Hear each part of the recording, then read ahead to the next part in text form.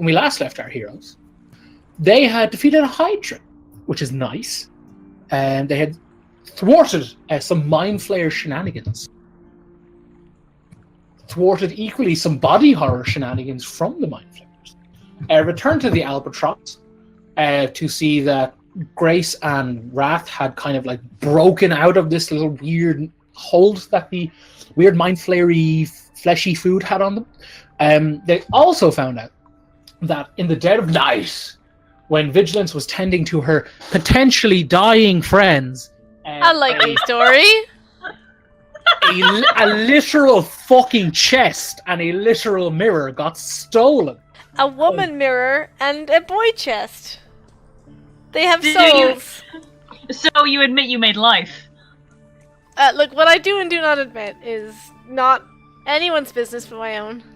I mean, it's literally my business. This is now a taped confession. I plead the fifth. Vigilance was doing her job as a literal fucking life cleric, and some things got stolen. Coda took things, it well. Darren? They're things? Yes, the magical items, Laura. They're magical fucking items. Except Miriam. She's a delight. She's magical and enchanting. But not Henry. Henry's not sentient. How dare you? Henry was programmed with the illusion of life, Laura. It's okay. Ask Henry a question. Have you even had a conversation with Henry? He can't speak. He's not sentient. You assumed he wasn't sentient. Wow, assumptions around by the racist inventor. No shock there. Moving on. Esme lost a fuckload of money. It was really funny. Fortune. I've given up trying to recap this professionally. Hearing Neil distraught over that money going is like crack. But that's where we last left our heroes. Everybody arrested. He speaks only vor. He does. It's like Pokemon. He just says, "Vor me, daddy, vor me." I burned instead him. Of Pikachu. Wow. With But yeah, tears then in my the party eyes. had a long rest, I believe, because Yep. it was on the fence if we should go to the bathhouse straight away, that sort of thing. But so there was a calling card from someone equally extra / more extra than Esme Nilo of all people, saying to come to the bathhouse and order the poetry special. And the little doodle of the Nasty Boys sigil. Neil, actually, remind me. I keep saying it's the sigil, but is Esme's bird icon the Nasty Boys icon? I can never remember. I just assumed it was. Did we ever discuss on an official? Yeah. No, but I feel like we said that. You're breaking up, Neil. Sorry, Neil. So, I don't care. I mean, that's cool. It's just we can't hear what you're saying, so we can't react or respond to your statements. Well, then this is going to be an interesting game. Now, they all have the blue bird. Okay, yeah. Okay, yeah, that's cool. Yeah, because I remember I just kind of like ran with it, but I don't remember actually ever sitting down and being like, "Is this thing?" But either way, they had the blue bird, a little doodle of a blue bird. It was very like, hoo hoo hoo hoo. The party elected to rest.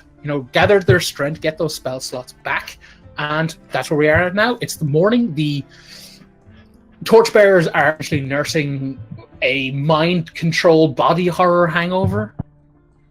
Hate those. Yeah, I fucking hate, man. It's always on a Tuesday. I fucking hate that shit.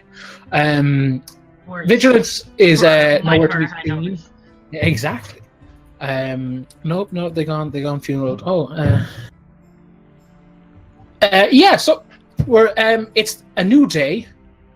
You guys rise from your graves. What do you do? What do we do? I think we're gonna go take a bath. Yeah.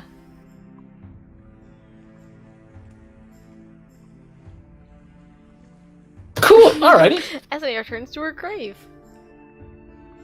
Listen here, goth girl. Get the fuck up and do your job. So you guys spring forth out onto the merry streets of Orion. It's kind of a nice day. It's a little brisky. Might need a heavy cardigan. A lot of people, like walking around the streets. Can we tell if like a lot of people reacted to what happened? There's not a lot of, as much as it's busy. There doesn't seem to be a lot of people out this morning. Well, actually, no, sorry. It's about midday because you guys slept at like like 5 in the morning or something like that. It was really late in like early morning. No, a few people that are walking around kind of look like, oh god, if I don't go to work, my boss is going to kill me, even though I'm sick. That kind of got like that sickly color, as if like they certainly look like Wrath and Grace, where they've kind of like come to the realization of what the fuck were we eating, that kind of thing.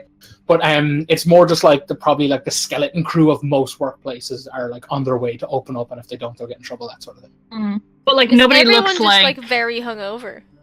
Yeah, pretty much 90% of the people you're seeing look hungover, but none of them look like, I want to eat your brains. Kind of like what happened to I mean, no one looks like they're about to like explode and die. Yeah. No one's running around and be like, my stomach.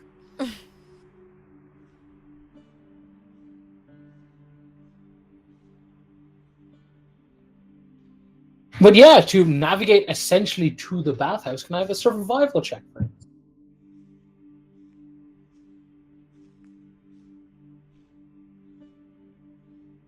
Welcome to Pathfinder. I was about to say Season 2, Edition 2, Streetwise. Yeah, I hope so. I miss Streetwise. I also miss Streetwise. It was such an important skill, and nothing replaced it. Streetwise. Nice. Whoa, that was loud as fuck. Isadora, Coda is like, I think it's, and like, Dia kicks him onto the ground. It's like, actually, nerd. Like Izzy points, and it's like the city parts. It's like, here it is. But yes, you follow the street signs. It's not particularly hard. You kind of like go southwards, past the major fishing companies, which all seem to be like, you actually see like ships chancing or braving the dock now, and like a lot of the like carts are coming from the fish company and going straight to like massive ships on the docks, and like a lot of the attention is going towards the docks. Like people are like, it stopped. But yes, you eventually, it takes you some time. It takes you about like half an hour to find it.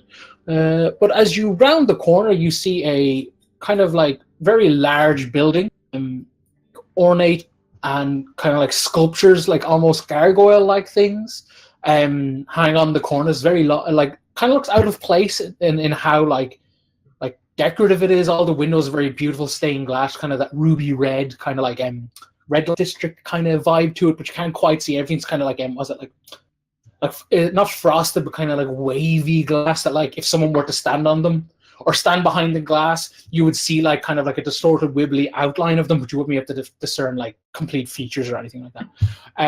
It's quite large. It's a very large building, huge, one of the bigger buildings in the city, but it seems. It's got several stories. Again, these kind of like decorative gargoyles hanging off it. And like the big sign, which kind of looks like it's got like these torches underneath it that aren't lit because it's daytime. That just reads Bonnie's Bathhouse.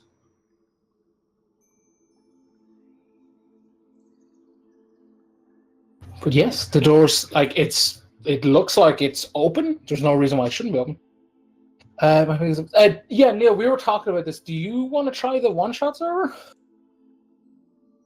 Because remember this happened before. My only issue with this is that it's not going to register on my OBS.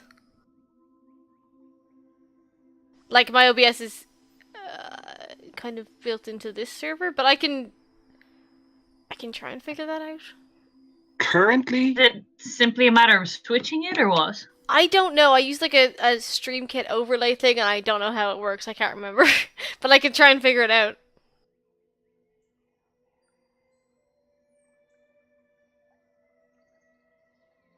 I do not mind. It is up to you guys. If you want to try reload, Neil, we can pause for like 2 seconds while you do that.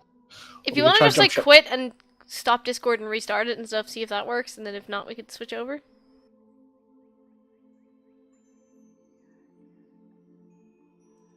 Is Neil dead? I'm assuming he is. Hold on, I'll be back in 2 seconds. I need to open a window in my room. No, I'm here. I can hear you. It's just every now and then it just shoots up really high. Weird. You sound fine to me.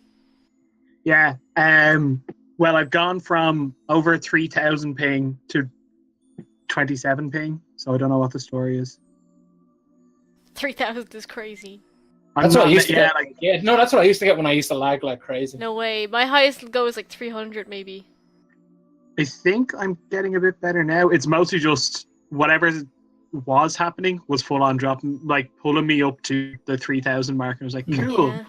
That, All that's of our discords were being bad. weird earlier, so it might just be some sort of maintenance or something, but like, I don't know.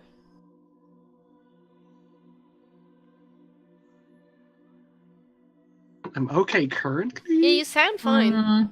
Me too. Should Let's see how we press go, on? and if it all goes to shit, we can Yeah. switch. Push on for the moment, and then worst case scenario, we can look at it when we break. Yeah. Once at the bathhouse, Esme just to the others is like, I'm not gonna lie to you guys. We're probably gonna murder every single person inside. And I know what you're gonna say. You're gonna tell me, no, we're not those people. I'm here to tell you we're about to become those people. Is it your plan to go in with your weapons drawn, or is this a see what the situation is and probably murder? I think at all times we should have our hands on our weapons. And what if it's a sort of we'll take your clothes and weapons and go into the bathhouse unarmed sort of situation? Well, then we're going to start by killing the person who tells But what if that's just sort of protocol? That's just their job. 15,000 had so much money. That was so much money. But you're a thief. You could steal it back without necessarily having to murder everyone.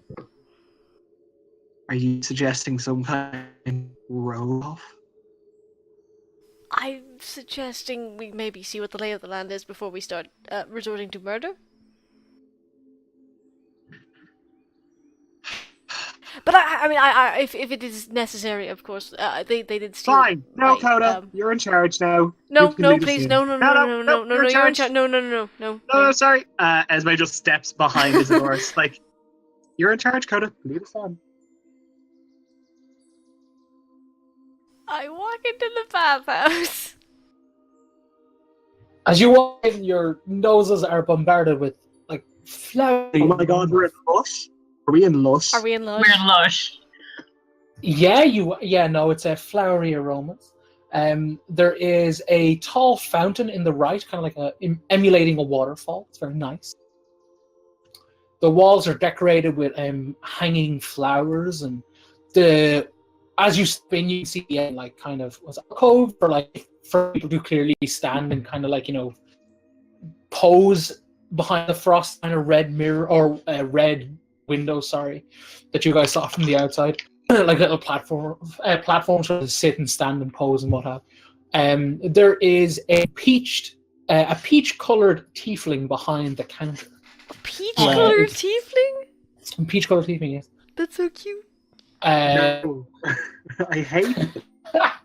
Got kind of like light brown like head of curls kind of thing. He's just kind of like going like clearly like writing stuff in some sort of ledger or book perhaps. Clearly has noticed you come in, but isn't trying to be like an eager beaver or anything. He's like, I'm going to basically stand here until I walk and press X, that sort of thing. Out of character, what were we supposed to ask for again? Poetic special. Am I seriously supposed to do the talking? Because I don't like that at all. Code is literally that person who won't ring the pizza. Yeah, oh yeah, They don't hell want to yeah! go to the phone. Ezra just pushes him forward. He's like, no, you're doing it. You said no murder or whatever. I wasn't really listening. You just go ask for the special. Good morning. We're looking for the poetic special. Into the ring, Isadora says to Esme, I swear he's doing this on purpose.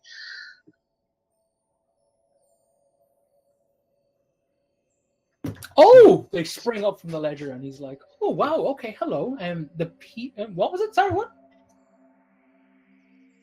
Sorry, this isn't Code. I don't want to talk. My dog's barking loads. I'll just repeat poetic special. Shut up, dog! God damn it! Give that dog agency. Let them speak. He will not stop speaking. That's the problem. He smiles and he's like, "Oh, wait, okay. Is it a group special or is it a one-on-one sort of thing?" Oh my god, can we all ask for individuals? Please? Do you have a booking or what? Why usually what name? Sorry, I'll just tell the booking.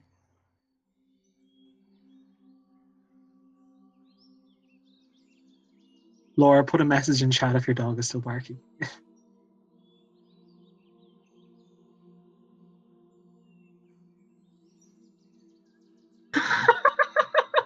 I'm gonna take over because Laura has the will to deal with both of these things.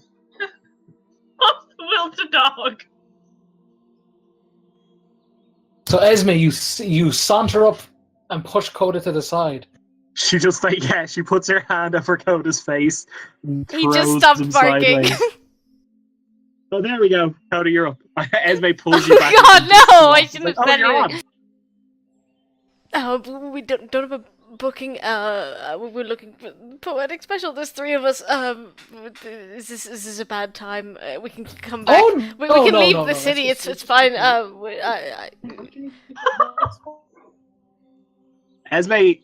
Esme's neck extends.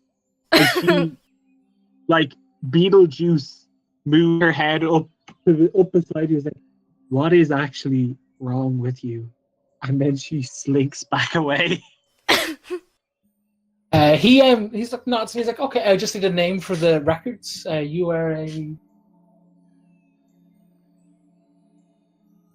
His name is Kodaro. Sure. Well, hi, Kodaro. Kodaro, I'm Tate. You can just call me Coda. It's fine. Okay, Coda. Right. So, and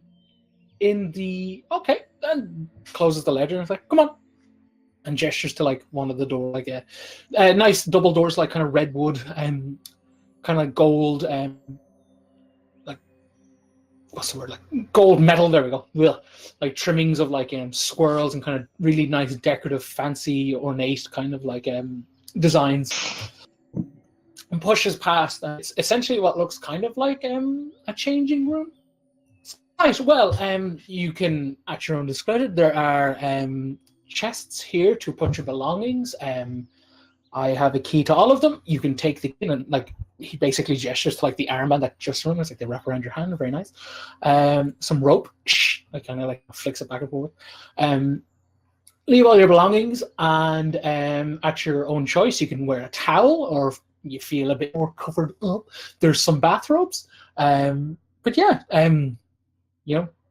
get all your stuff off and get into the appropriate attire and follow me through when you're ready. And he kind of just smiles, does a mini bow and walks through the next door.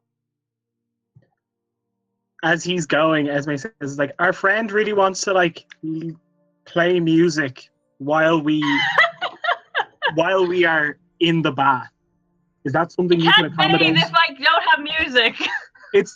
It's more for my mindfulness. Wondering, can you accommodate my mindfulness session right now with our bad friend? He puts up his hand and he's like, we have musicians on site. Well, now you've just annoyed her, so well done. Thank you, Tasty, or whatever. It's Taste, and I assure you our musicians are quite talented. Perhaps not the best in the land, but I assure you if I've annoyed anyone, you will be serenaded and enjoy the nice, relaxing music. I let him leave, but as he does, I say, thanks, NCAD.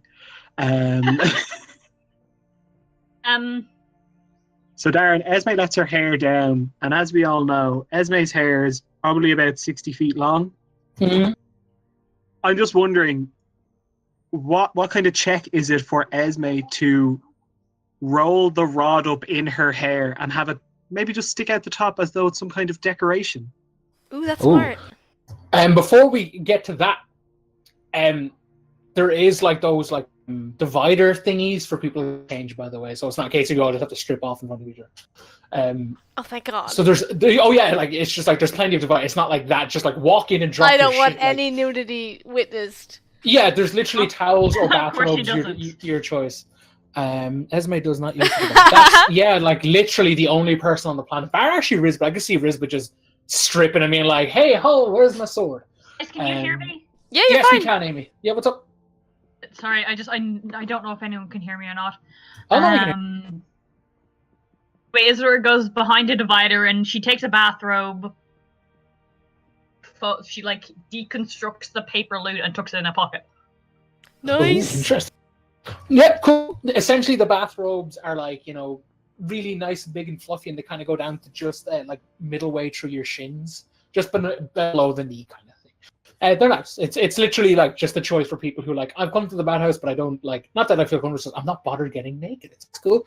Esme, to essentially hide such a thing, since it's not like as big as the folded up paper loot, or since it's bigger, sorry, it would be a stealth check. Can't wait. Can't believe I'm. Oh my god. But it's a case of like. Huh? It's a case of it'll be a stealth check. Pretty much everybody you encounter for a conversation, to not just be like. That's fine. But I just realised that I've just created the rod of Pelor that is a bumpet. Oh my God! Yeah, it Just just put the shifts hair its up shape higher. into a bumpet. It can transform into The higher a the hair, rapier, the a closer bow, to and a bumpet. God. Oh my God. Darren, is there an option for people who are too modest for the bathrobe? Is there a third, more discreet option? Laura, I will rip both Coda's horns and his tail off. I swear to God. There is tasteful on the hip towel, or up to the like chest towel, if you prefer. There is a full bathrobe that literally shows off one's hands, forearms, feet, shin, face, and a little bit of neck, depending on how open you leave the middle bit. They're your options, buddy. God. The divider. Oh, in the divider? Oh, the dividers are like full. No, I meant in terms of attire. I was looking for something more like a sort of wetsuit with a bathrobe, with a sort of, just like more modesty, but that's fine. I'll take the bathrobe. Yeah, they're cool. I'll take the bathrobe.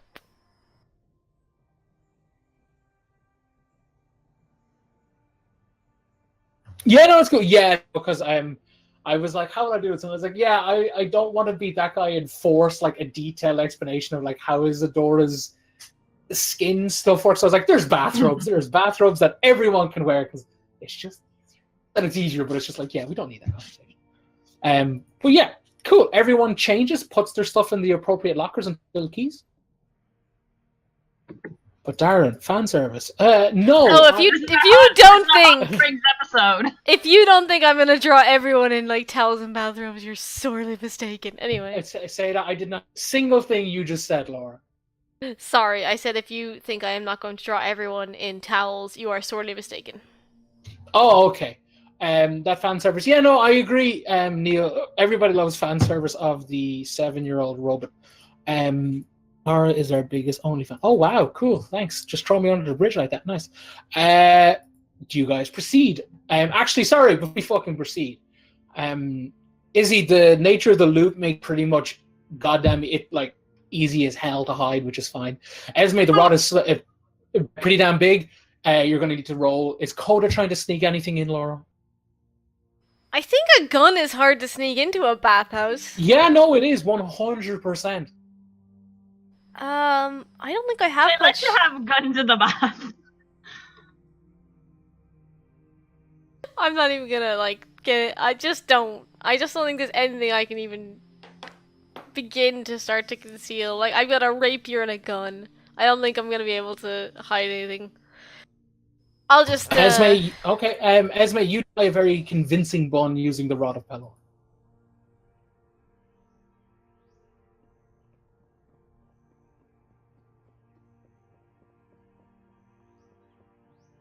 Sorry, Laura, continue. No, I'll just go in with nothing, just my bare ass and my bathrobe.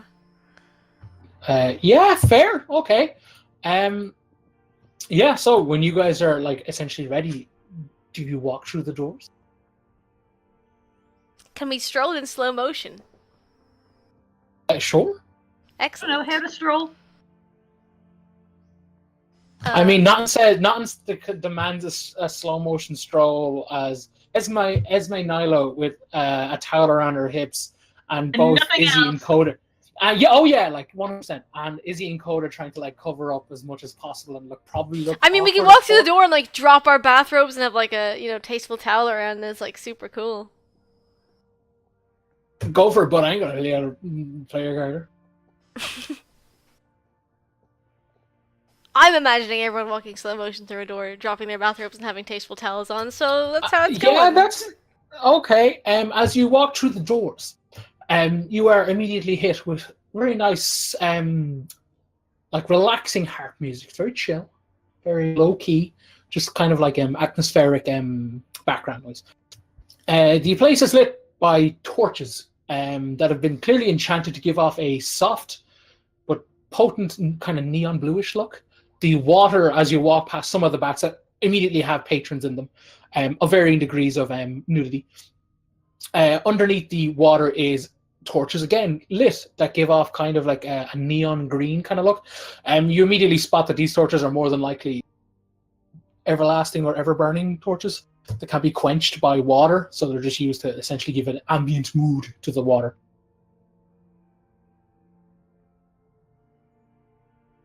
That's fair. Yeah, it's there's a lot of the patrons kind of vary in all shapes and sizes of races and the whole shebang. Most people are just kind of like one or two, like not one or two, but like a handful of people are kind of just chatting, like just like, oh, how's work been the last few days, like, and most people are just kind of like taking a secluded spot in like the large baths that are like the kind of like communal areas and just trying like head lying back, kind of like just trying to enjoy the nice water, that sort of thing, kind of just taking their time. Taste leads you down kind of like down the center aisle, and it's kind of like all these big large communal areas where like several people can like just chill out, kind of like basically like a pool that you just like chill out and sit on. Large areas. Pushes through doors, and again you're greeted by equally potent kind of like pinks and purple, those that kind of neon color, and it's nice. These are like, as you kind of go further back through the doors, it kind of gets a bit more private. The pool and bath areas kind of get a bit smaller, and like people seem to be kind of walking and enjoying themselves a little bit more. As you go through like 3 doors back, people are clearly like drinking what looks like wine, perhaps, or kind of like kind of champagne-y wine glasses, and they look a bit better off. Like they just kind of look like probably a little bit higher class, and it seems to be predominantly tieflings that are working here. You spy 1 or 2 like elves and 1 or 2 humans that seem to be kind of like the only thing that kind of like makes them stand out is that they're carrying trays. They're like waiters almost, like that sort of thing. None of them seem to be in the kind of decorative like silk kind of robe that Taste seems to be wearing. They seem to be just kind of in like generic like just bathrobe-y, but kind of slightly better, just to make them be like, oh, we're staff, kind of set them apart from the crowd.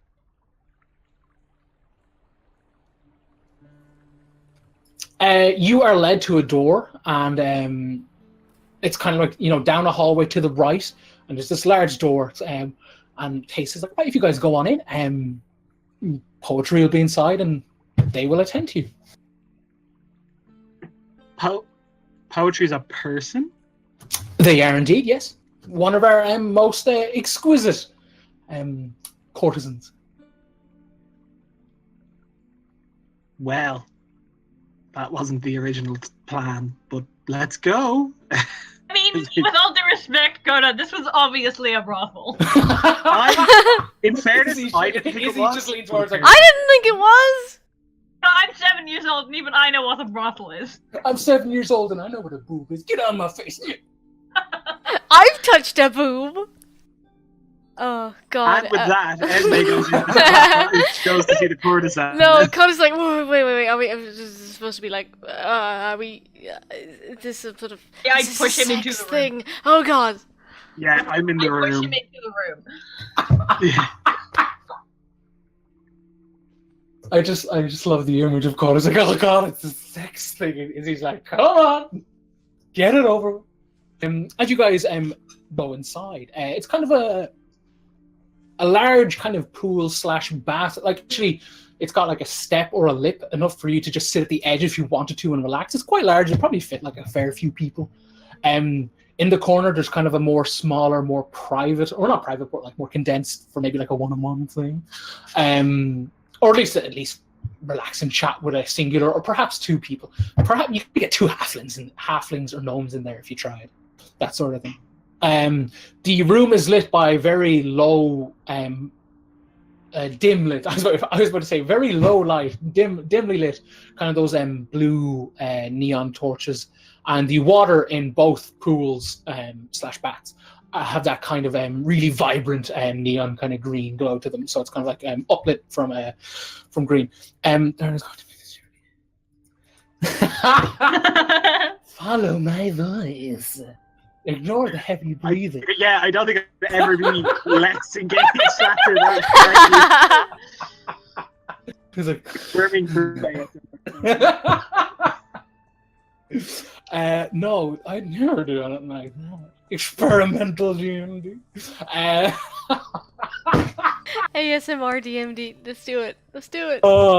Yeah, it's like breaking the record. No, anyway. At the far back of the room, when you enter. Yeah. 5th edition of the Book of Erotic things.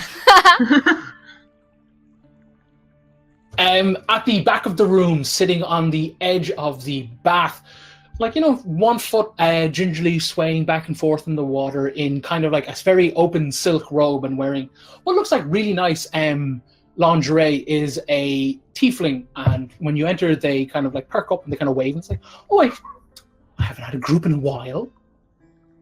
Any particular reason why you're here?" Don't try it on with Coda. He's gay. Also, owed 15,000 gold pieces.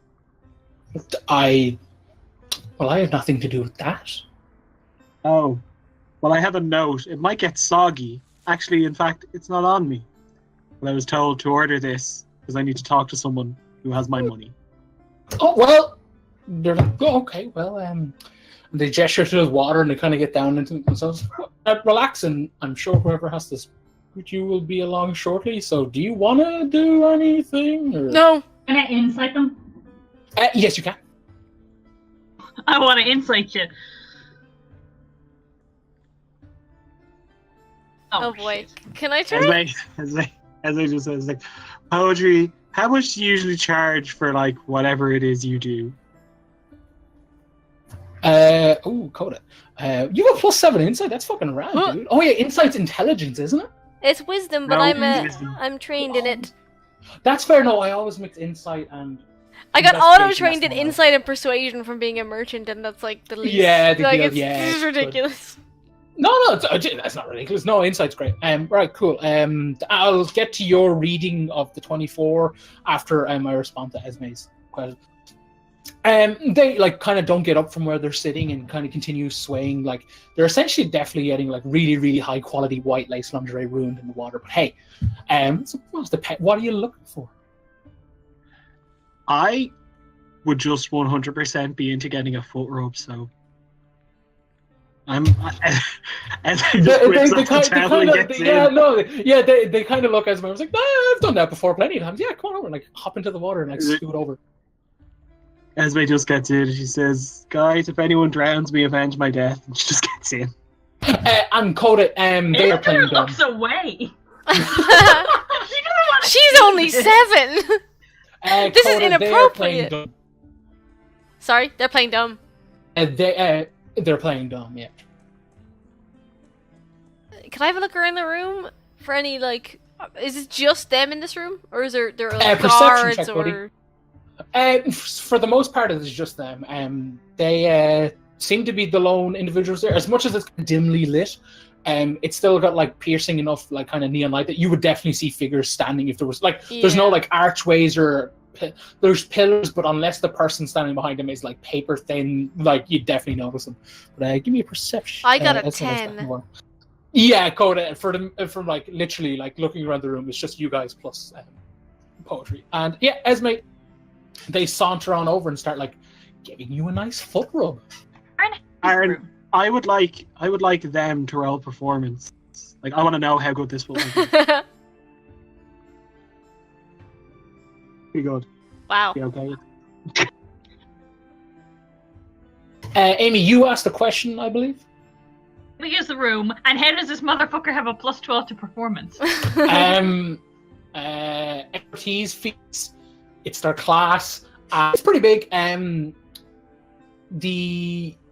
me see. It'd be like probably like 6 by 6 squares is the bath. It's quite a large room. It's quite and the smaller baths are kind of like enough for 2 people, maybe like 2 by 2 kind of thing. But yeah, no, it's a pretty spacious room. But again, as I said to Laura, there's no pillars. Like, you guys can easily see all 4 corners of the room. It's more just spaced out. There's like this large kind of area. There's a more intimate, quiet bath area, and then there's kind of like what was it? Okay. The kind of the couch things that go down into the ground a bit. Oh no. I've definitely heard it called a sentence, not that word, but it's a case. It's just kind of like wooden panels. You could probably dry off there, where you'd sit and a sauna thing, kind of thing. Yeah, but it doesn't have a sauna thing in the middle. But it's kind of those soft wooden struts. So you could let the water drip down. You could probably have a nice bath and sit there and chat, that kind of thing, and dry, just kind of naturally dry off. Darren, does anywhere look like a storage area?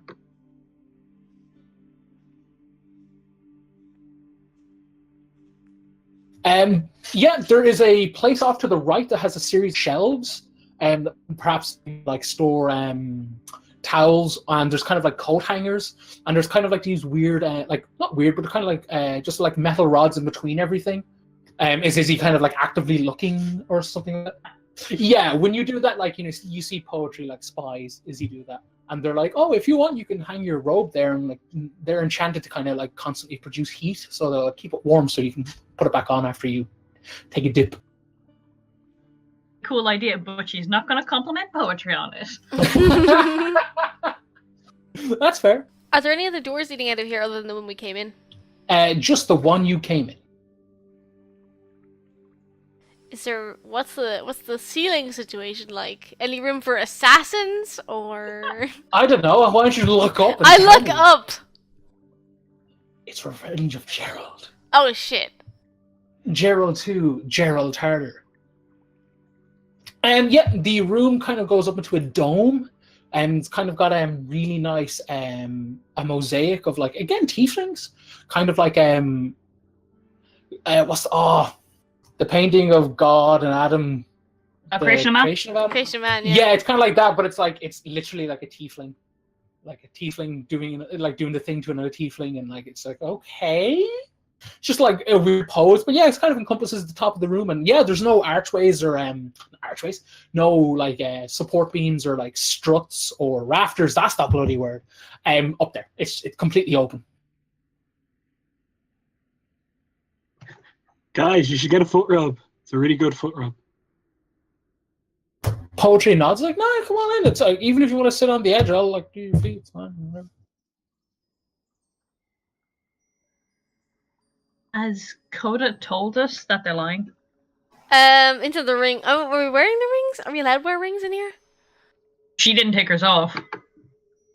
Jewelry would be permitted. Okay, yeah. Well, then into the ring, I'm kind of saying that she's withholding something.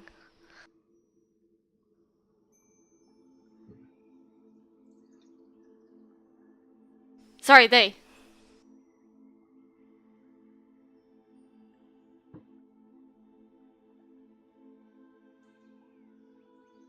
Going to sit down. She's going to keep standing and just keeping.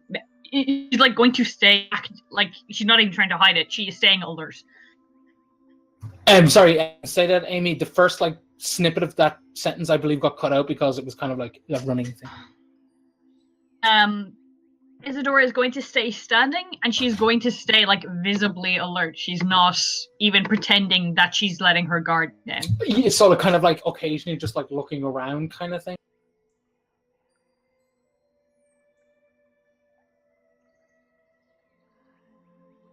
I think Amy died. No, Amy, I think no, it's fine. I think, Amy, with the app or the browser, I think there's a 2-second delay from when you actually hold down and start speaking. Oh. So I think it's a case of you might have to hold the button, or if you're doing push to talk, count to 2 and then speak, because I think that explains why the first snippet of the first sentence. Yeah, you it's said, always like, the kinda got first cut bit off. of everything you're saying. Yeah, I think there's like a teeny tiny delay from the web browser app. To talk. What? Yeah, see, I heard to talk Yeah, same. there, whatever. Christ! Esme was getting a foot rub. Yep. Izzy was Guys. looking around the room. Guys, I'm starting to get sleepy. Why are we here again? Esme? The What's in the money. water? Esme just looks at Poetry? Poetry. Money poetry. Where's my money poetry? It's like, oh, well, normally I'm the one paid for these kind of services, but you said you were booked in. Is this a special or something? So somebody from the Nasty Boys, someone from the Nasty Boys is here, and they have my money, and it's a lot of money. And if you help us, I will share some of that money with you, and also pay you for your services. How does that sound? They stood up a bit closer, like kind of position themselves, so they're foot rubbing Esme, but they're kind of like sitting in between Esme's legs. And it's like, how much we talking? Into the ring, Esme goes, guys, I got a score. I don't want to watch. I don't want to watch that either. You have to. Oh, no, no. Oh no! I Esme into kid. the ring is I like, kid. part of it. As I just says, it's like, well, it depends on how much money we walk out of here with. 1 sec, I just need to check. Tell us what you know. Yeah, I mean, someone sent us that note. It wasn't you, no? You had nothing to do with it? No. I'm sorry, friend. You are. I just work here. I wait in here. I tend to the orders. I get freshened up. I repeat, and I go home. Well, I don't go home, but you know what? I go to bed. Can I insight that? Yeah, cool. Yerk!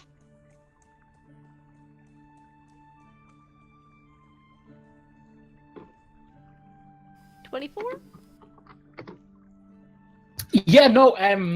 For the most part, they do seem to be telling the truth. Like do clearly, or they do seem to tend to clients, tend to Yeah, clients. but and in they- regard they to, go- did they send that note? They in the regard to sense, yeah, they're. they are telling the truth. Yep. Did anyone approach they- you, ask you to entertain us while they met us here? Anything like that? Is anyone waiting for us? Esme says, hey guys, I feel like I'm getting sleepier and sleepier. I cast detect magic. Yeah, you do that. She's like, hey, poetry. I know you got them bedroom eyes, but why are you making me so sleepy? Amy, use magic. What are you doing? I'm tending to her feet. Well, she needs her wits about her, so maybe if you could stop putting her to sleep. They stand up and they kind of hold both their palms up and they're essentially disrobed, so it's they stand before you and just was it a girder belt and the thigh high kind of lingerie, and they're like, what do you expect me to be doing exactly, sir? Esme says into the ring, is like, Oda, shoot him now. He respects you. They respect you. They must be villainous. Coda is offended but does not respond to this. Listen, we were explicitly sent here to find you. Are you seriously trying to tell us that you don't know anything about what's going on? I am but a humble courtesan, my friend.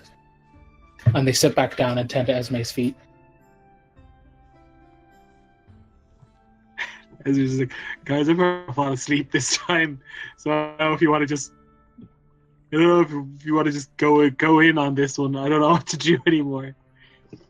This is a good. I love the trail off. It really fits the fucking narrative. Sorry, Actually, Gary. Karen, can I I don't want to open it fully, but can I peek out the door we came through? It would certainly to do so without like kind of being obvious about it, if that's what you're trying to do, and then require a stealth check. But if Izzy's literally going to see if the door is locked or something, it'll make obviously like a scene, not a scene, but like it's very obvious what Izzy's trying to do. Well, what I want to do is like my idea was I would peek out and see if like anyone was approaching the door or something like that.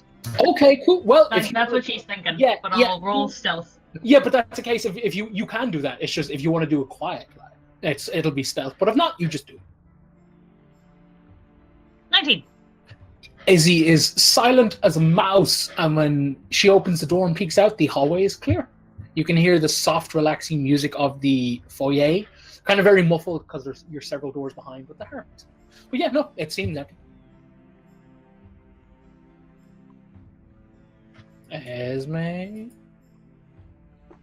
Oh, one sec.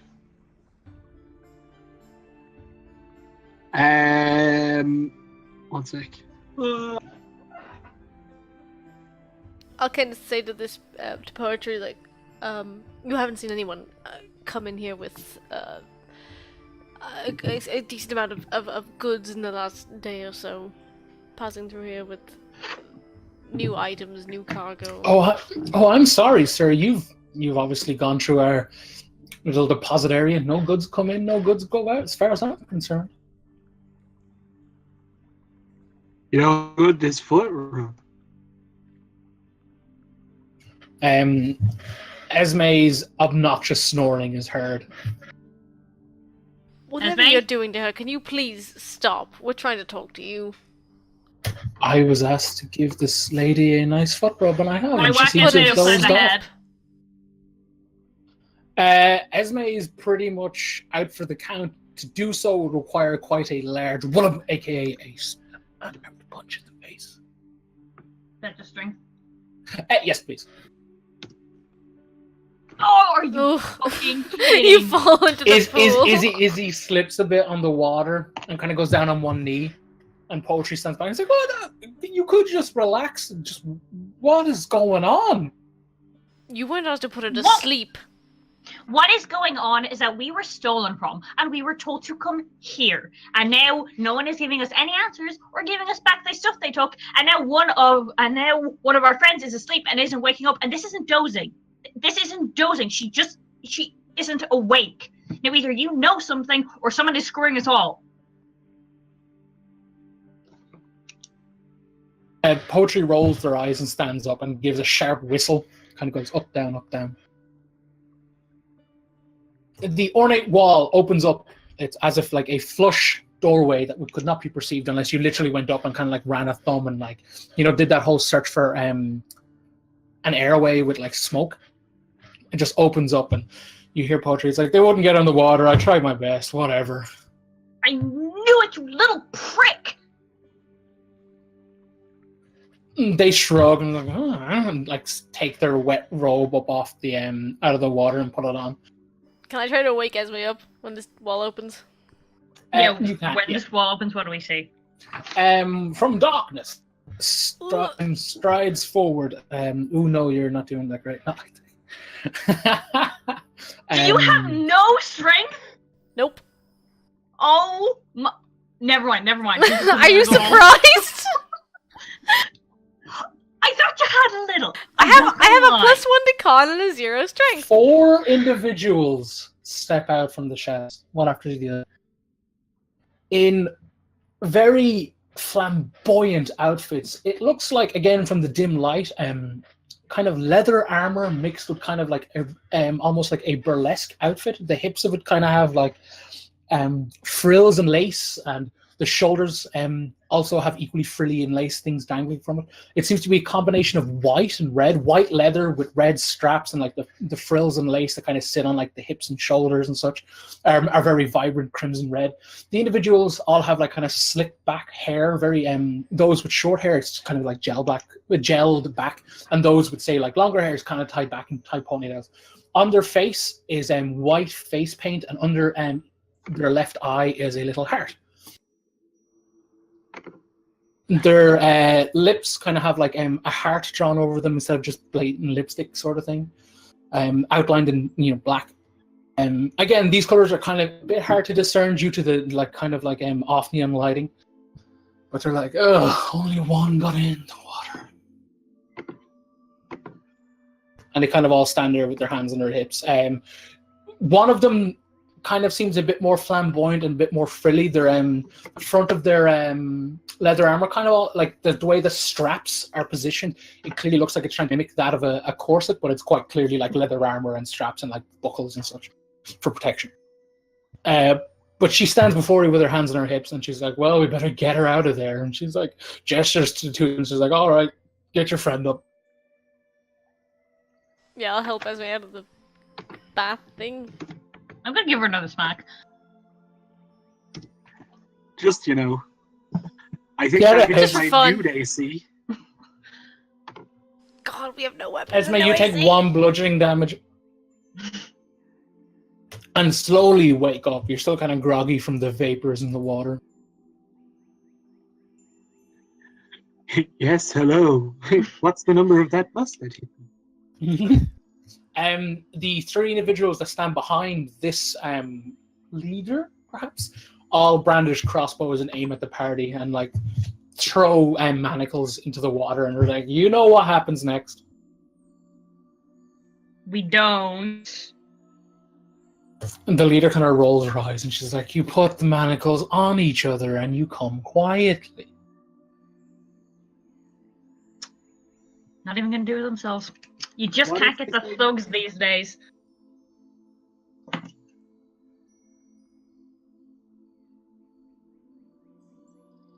Psst, Isadora. Hmm? We should unleash our incredible psychic powers on these nerds. Ooh, our psychic powers? I don't know.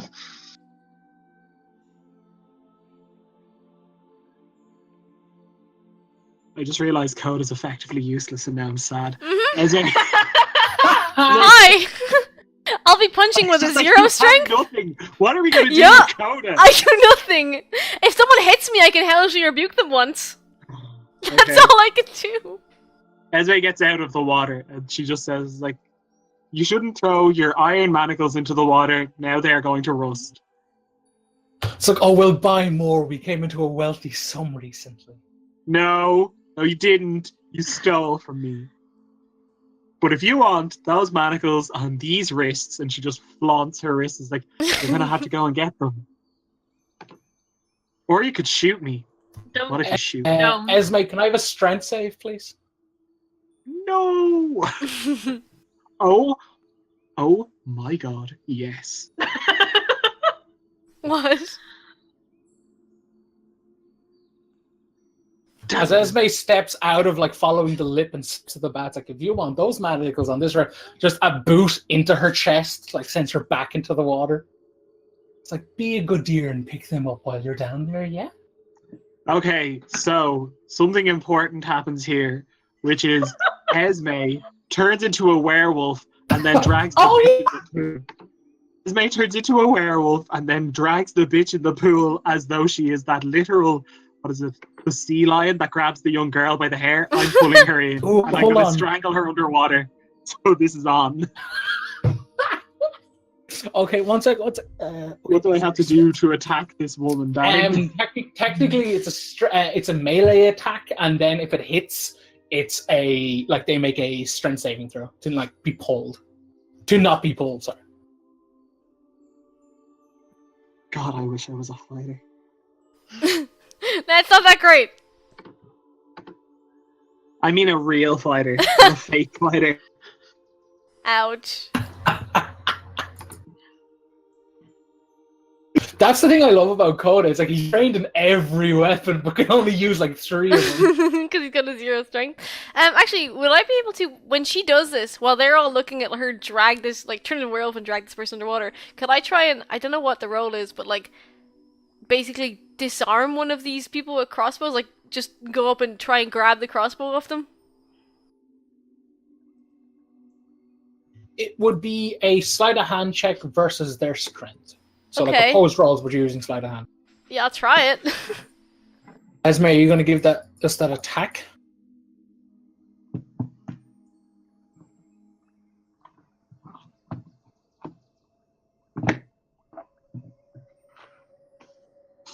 Does 16 hit? That's towards Coda, and 16 attacker wins. What's So towards I me? will roll. Oh, 19. Oh, sorry. Yeah, so you have to beat 19 Coda. Oh, God. Okay.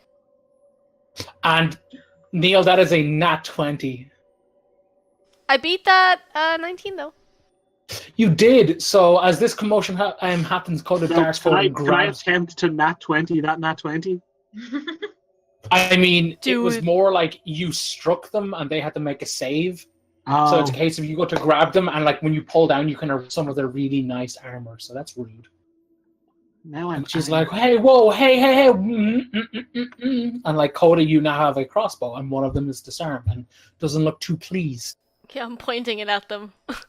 Wolf's Mage just says, "Why are you pointing? Shoot, you fucking moron!" Then we Yeah, want to find fuck where it, they took all our money. We don't need one of them for that. And having said that, can one of them that still has a crossbow make a wisdom save? Is it door? Hello? Darren, you're roboting. Oh, hello. Sorry, I think I got a That's not spike. me. I got a spike in bad ping. What was that, Amy? Sorry. Isidore said, well, Coda said we need to find out where the treasure is. I said we only need one of them alive for that. And can one of them who still has a crossbow make a wisdom save? Sure. Oh, not that good. Yeah, well, we'll see. Everyone's got a wisdom roll these days. Thank God. Okay, he's Crown of Madness. Oh, nice. Yeah. One of the man back seems to be Crown of Madness.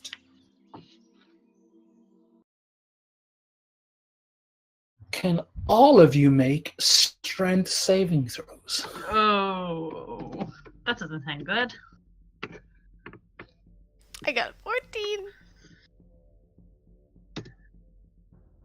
Oh, God. Oh, criminy. All three of you like warps, like essentially are pushed up into the ceiling and are restrained. The flickering shadows caused by this commotion, this like distortion of light, this like shadow warps, and from it comes a jingling and a jangle. And from the shadow itself steps forth a robed figure in all black. Various layers. You see across their chest, across their belt, dangling down where one would probably hold like a sword, like, you know, that kind of curves like from the front of the belt to the butt. And along their like wrists and such are golden keys a dangling. And they simply look up to the three of you condensed, and it's like, all we wanted to do was speak. Well, I wanted to speak. They're as theatrical as ever. Esme does not speak with any calm register when she says, "You don't speak to another thief by stealing from them." You guys essentially drop and like float in the air slightly above the ground, and this individual essentially like waving their hand, clearly being the one like operating the spell, kind of like gestures forward to like walk through the door, and you guys are essentially like floating like parallel to the ground. Now, the door we came through? Oh no, the one that opened in the back room. Okay. You guys pass through, and it only looks about like maybe like 15 feet, not much, and it seems to be going into another bath area. But the like large open bath, the one that Esme just kind of fell asleep in, is completely empty. And there's steps down, and there seems to be a wide table with 4 chairs, accounting for Risbet. There's Risbet asleep, and there is one chair on the opposite end. In the center of this chair, or in the table. Sorry, not in the center. Along this table is a bottle of liquid, kind of looks maybe like wine, perhaps even whiskey. Several glasses, a small mound of what looks like a weird powdery substance, a dagger, and a vase of flowers. This being steps like down into it, and kind of like it takes the solo chair behind all of these. The individuals that have this like flamboyant get-up kind of stand along the rim. The one that Coda had successfully stolen the crossbow was holding it, and essentially like you see him like wiggle his finger, and like you guys kind of like orientation flips and kind of like are pulled towards the chairs, and he's like, "Are you going to sit and speak, or is this going to be another tantrum throwing situation?" If you wanted to talk civilly, you didn't need to point crossbows at us. You were the one who started this aggression. let's sit down, but we're going to go on record, I feel. And Esme just looks at the other two. It's like, perhaps I speak for myself. It's like, I'm going to go on record. I hate you. I hate everything about you. This whole situation's fucked. But primarily... Isidore's nodding along. Yeah, nodding as well, yeah. So we'll sit. And that's fine. And Esme is going to slouch down in the chair, fully nude, and she'll just sit there. It has to be so uncomfortable. And she's like, this is someone paints it, and one day it'll just read like naked ambition. That's right, so this individual nods and like essentially like telekinesis used into the chair, softly, not violently or anything. And they pull down their hood, lower their like a cloth face mask that kind of went up to their nose, and you can see that they seem to be a kind of like certainly like a darker skin tone. They seem to have elven ears at least. You're not entirely sure. Like it's a case of the features are very ambiguous. You're not sure what type of elf they might be, but no hair, bald. Kind of have like you see a few cuts and scars, but the most noticeable thing of their faces, they're a face what goes up behind like essentially the back of their head, like around and like down their neck is like all these vertical lines, just kind of thick strips of just black, like all the way down, like down their face and to their neck and presumably beneath their clothes. At first it might look like face paint, but you can see the way the texture is on the skin. It is certainly a tattoo.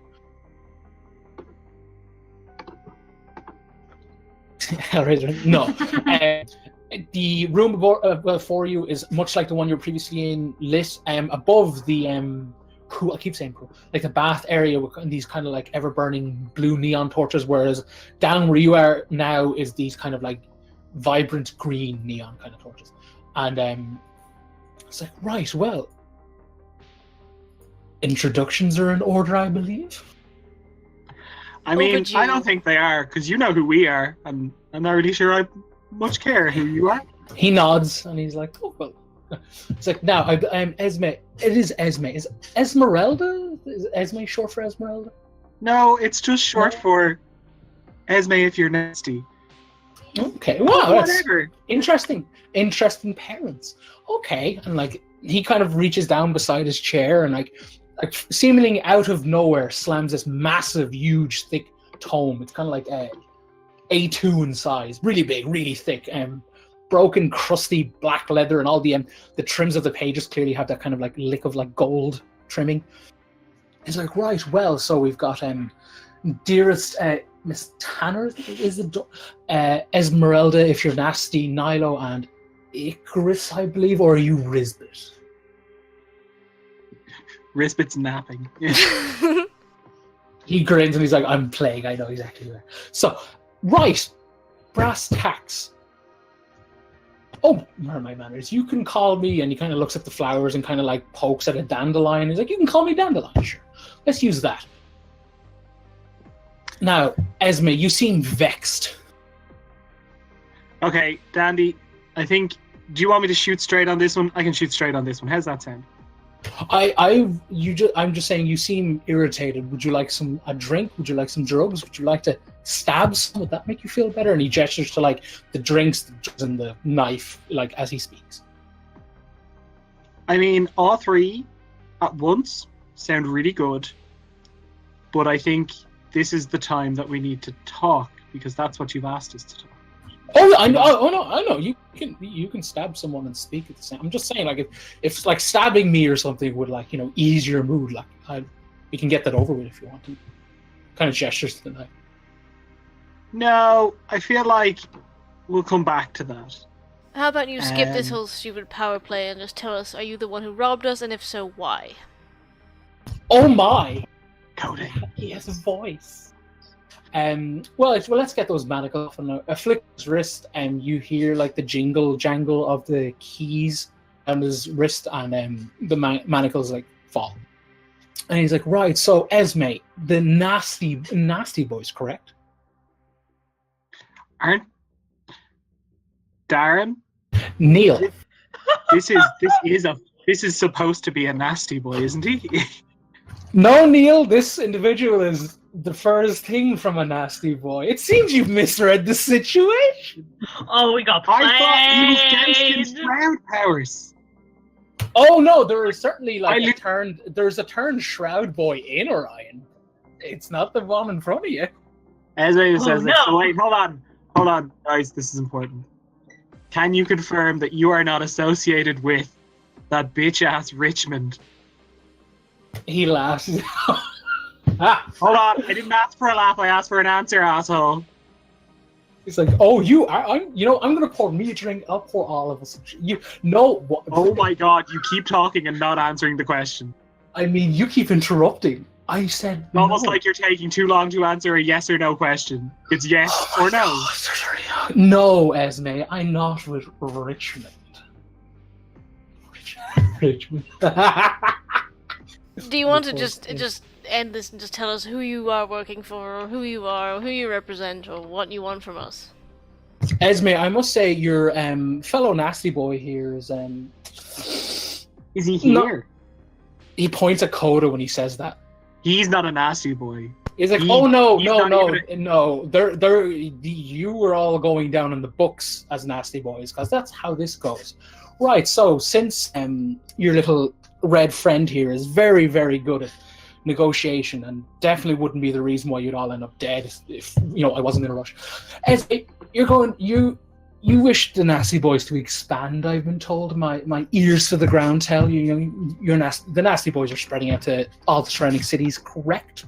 I don't like Darren that he has used my own feature against me, and I am hurt, wounded, and potentially even vexed.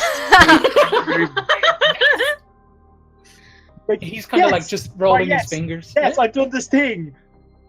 Oh, no. Dandy person. I've No, gone to that's- all of these towns, Yeah, and I've no, met yeah. people, and I've created connections. I've been like, what if I could do something good for the world and Yeah. not just be a sack of crap? How does it feel to be on the other side of that equation, huh? He's pouring a drink. He's like, are you implying I'm a sack of crap? That's rude. I'm I'm offering you sorry. free drugs and alcohol. And I offered you to stab me at one point. And I'm a sack of crap. To what end? But yes. Please Do explain. you have my money?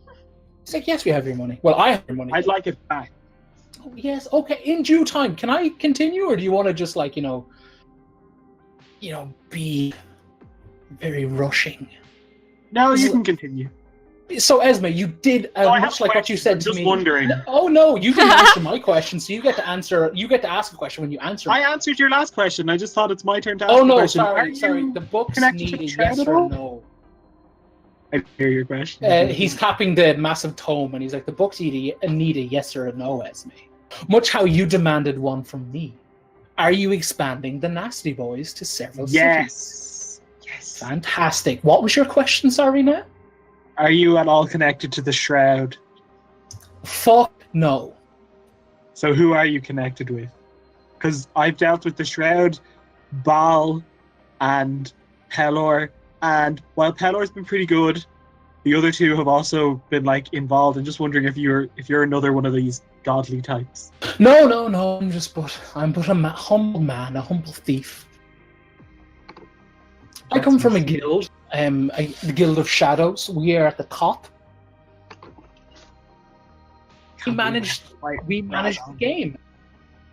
The game, dearest Esme, that you've clearly are signing up to play with your what's the word? Expansion from Uria. So there's some rules to the game. He flicks open the massive book. So you're Esme of the Nasty Boys. Icarus, Isadora, and the drunkard known as Rizbit will all go down because that's how this Hey. works. Yeah, Also, Esme no. raises her hand in protest to that last point. It's like, hold on, I have a response to that one. Yes, Esme, your retort. Rizbit is a ray of light, brighter than anything Lore could hope to achieve, and I feel like that needs to be written and not drunkard. Yes, I would like the drunkard part stricken. You can insult us all you want, but Call leave Rizbit out of call this. Coda a coward, call me a bitch, call Oh Isadora yes, a call brat, us whatever you want, but do not Leave- insult I mean, Rizbit. don't. I mean, I'd like it if you didn't. Yeah, He well. just nods and smiles like, fantastic addition as always, Esme. So, Esme, as you know, you had an individual in Orion regarding your guild, I believe. And What do you mean? Wait, hold on. He no, looks up. No, I didn't. You had one person in Orion was sent dispatch. Remember, Richmond said. Oh. He looks up and just nods, and essentially, like a severed head just plots down onto the ground. And he rolls his eyes. He was like, "Thank you, Theodore. Always theatrical as fucking ever." Yes. So. Wait, is that the head of the shroud guy Richmond put here? No, No, the head of the other. That's one of nasty boy. Esme's. Oh. Esme reaches out to touch the head. Yes, you touched the She head. cradles the head of her severed friend. Okay, it's weird. Aww. Dandelion is just like, you need a moment, and he's just drinking, and he's like, "No, take your time." Yes, you murdered someone that was going to, like, eventually answer to me, but also was probably a decent skin. Esme, that's up with see, devils and whatnot. that's a great point, because it's our next bit. So, Esme, going forward, Orion is at the moment, and he points to the group behind you, honest heart territory. You encroaching on that caused a bit of a blood feud, and points to the head, and he's like, and that was the result. We kind of, it's not that we don't care because we're the best, because we are the best, because we're at the top. It's more a case of we manage the books, who plays the game, and this is essentially the warning / you can get out now from the game if you want, but this whole expansion of guild things is great. I'm all for it. It's how we began. But if going forward, you have to agree to the terms that not every city is, how would you put it, easy pickings. There's already pre-established guilds, and they can seek, justice. And he waves his hand and he says justice. For people step to their territories as they fit.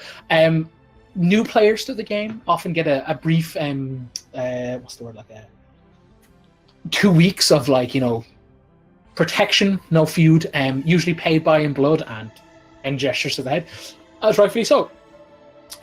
Going forward, do you wish to continue playing Esme? Do you want the Nasty Boys to grow? How many other guilds are involved in this? Oh, dozens. Well, that's just an Erythor. We hail from our little thing is back home in Nullheim. You can. Now hold on, Dandy. Question. I don't like where this is going. It's really important. Have you ever heard of Laureate?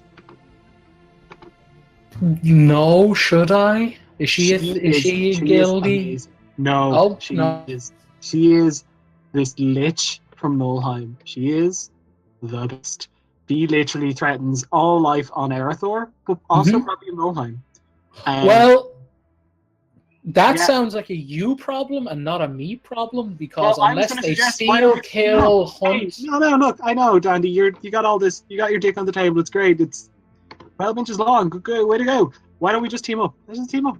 Let's just be friends. You can't afford me. You cannot afford my services. Okay, that's perfect. Well, then I feel like the money that you've been given and also the mirror lady, I feel like those should be returned. They will be. Perfect. Wow. Yes, so, Esme, confirm. Is the Nasty Boys going to play our game? What are the terms? Yes. What are the rules of your game? Oh. I think it's whoever lives wins. I could be No, wrong. it's merely just agreeing to the fact that, guilds are entitled to their cities, their establishments, and they're allowed to seek out justice. It's essentially like, you dwarf the other. Some guilds even come to, what's the word, like to live in harmony. They kind of don't really kind of grow in tiers much, but I suppose it's live and let live. They just want to do it. They don't want to kind of climb the shadows, but that's, it's fine, to all their own. But if the Nasty Boys wish to expand, know that there are, others, and we're everywhere, so it's technically always approaching on our territory, and that's why we have this little game. So I just need you to sign on the dotted line, and he spins around and presses it towards Esme, and literally the page says nothing bar sign ... and it's like a blank stroke for Esme to write her name. Okay, I just have a question or two. What is it that your guild does? Everything. We hunt, we kill, we steal, we rob, we find people who don't want to be found. Obviously, only the top brass can, afford Okay. us. But So, but it just feels like that's a lot. Like, it feels like you're just doing too much. Like, no, we're doing I feel like everything. I've never and we're heard of doing you, it right. and we've Yeah, reached exactly. the point where we've been around. Like, we've heard about things that would actually make your head explode. Like, I'm not kidding. Do you know what I wish I was doing? I wish it was kidding. But, like, it would literally kill you dead for us to talk about it. And we never heard of you, so you must not really be that big. I mean, Esme, we're the guild that no one's heard of and we're on top, and you're the guild everyone has heard of in this city, and you're naked in a chair with no weapons. Yes, because I agreed to enter in naked. Exactly. Who's the fucking idiot? Exactly. So, are you Who's the one with no fear?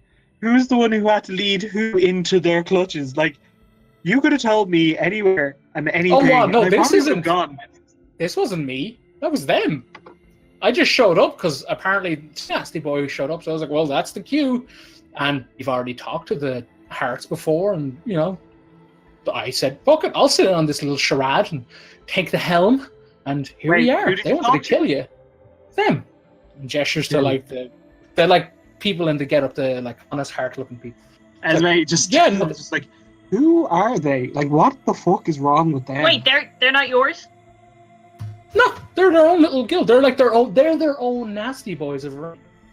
You're encroaching on their territory. That's what triggered this little meeting. Oh, I am so sorry. I had the complete wrong end of the sticks. Same. Yeah. You have like no issue with me personally. Oh God, I just keep the books.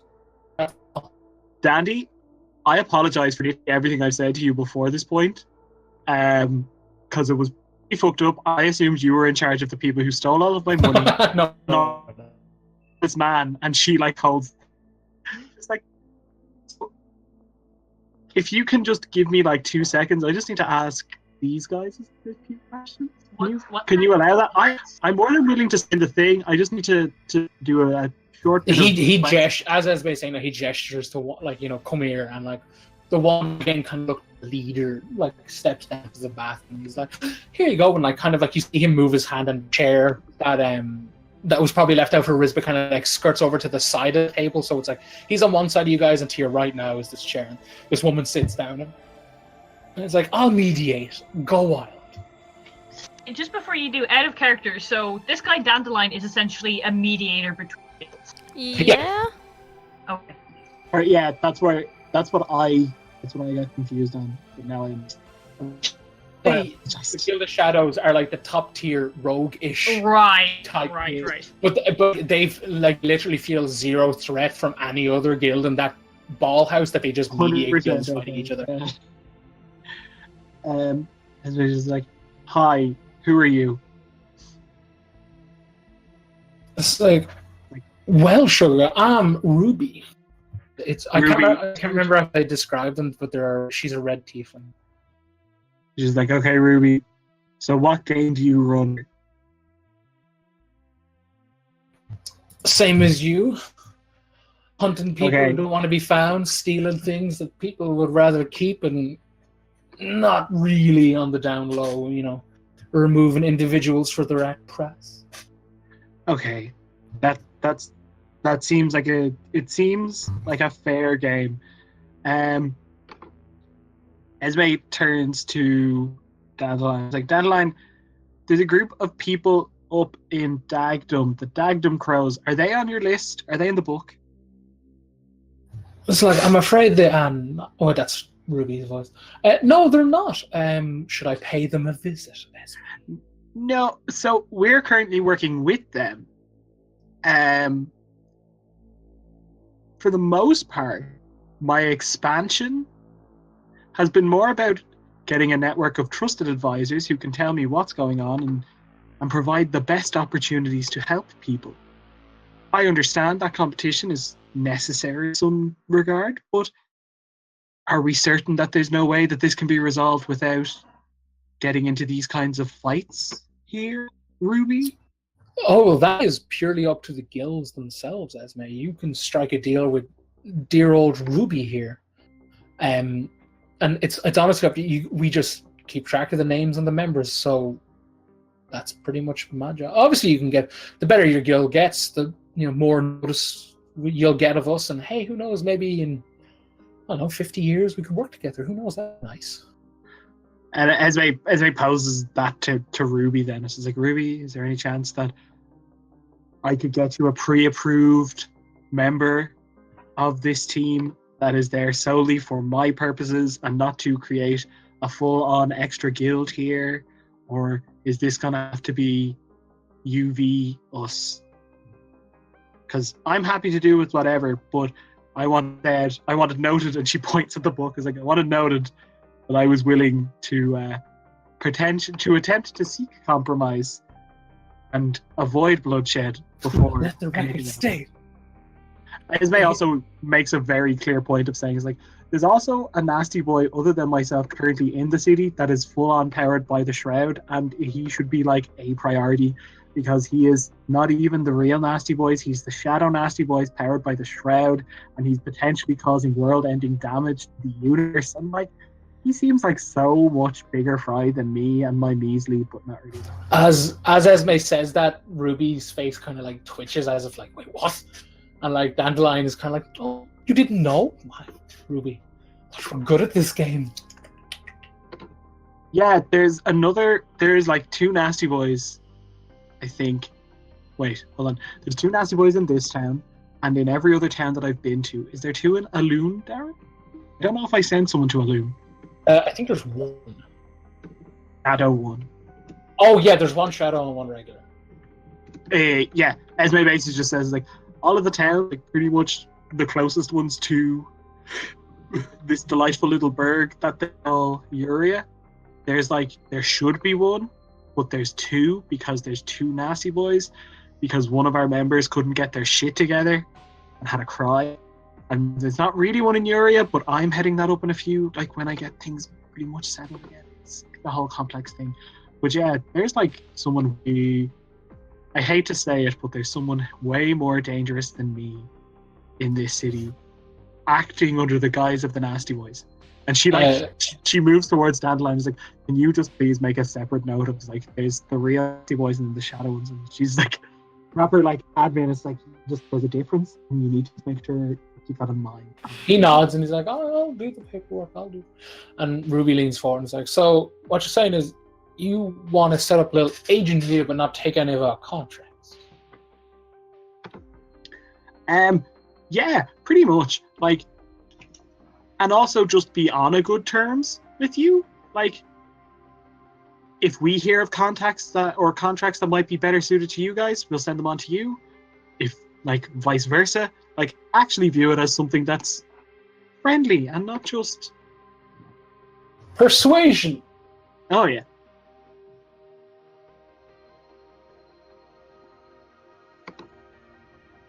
As Esme is like saying this and essentially rolling her persuasion, Dandelion like has the knife and he's like taking little bumps of the like powdery stuff and he's gesturing to Coda as if he wants some.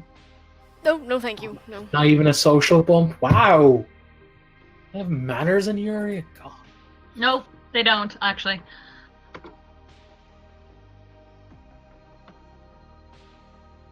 When Izzy says that, he just kind of like side eyes her and grins, kind of like toothy, like wolfy kind of grin. She's like, Can I say something to Ruby, or is this just between Esme and Ruby? I mean, you're at the table. You can speak. Yeah, you can speak. Cool. I was wasn't here to Hey, you were talking to Dandelion the last. Yeah, I know, but like speaking to. Okay, whatever. I'll say to Ruby, like, would it ease your concerns at all if we dealt with this third party, the other nasty boy, the evil one? If we got rid of him from your city and eliminated that threat, would it ease your mind a bit about taking one of Esme's agents? Oh, sorry. She nods and she's like, all right.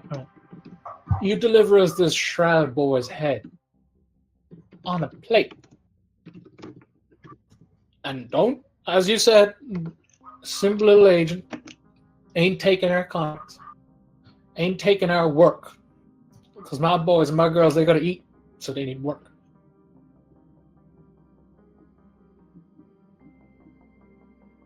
Well, yeah, we can have a deal. See, Ruby, that's all we wanted. Side note, are you the guys who run the fencing? Because there's people who are planning to fence off things. Some weirdos, Code Isidore, who are the weirdos who wanted the mirror? Well, let's see if they know who they are first. Some weirdos wanted that mirror. Dandelion, you think- work with the fences in this town? Yeah, that's it pretty much. He's like, I don't know any fences in this town. Well, I do, but like, who are you talking about? I just know the Honest Heart crew. Ugh. Honest Heart crew? Do you know other fences in this town? We got our fences. We got dearest Theodore. She points over like Esme's shoulder and is like, he's actually the one who stole that little mirror of yours. And the chest, which gave us a lot of hassle on that. Esme exorcist heads to turn and face him.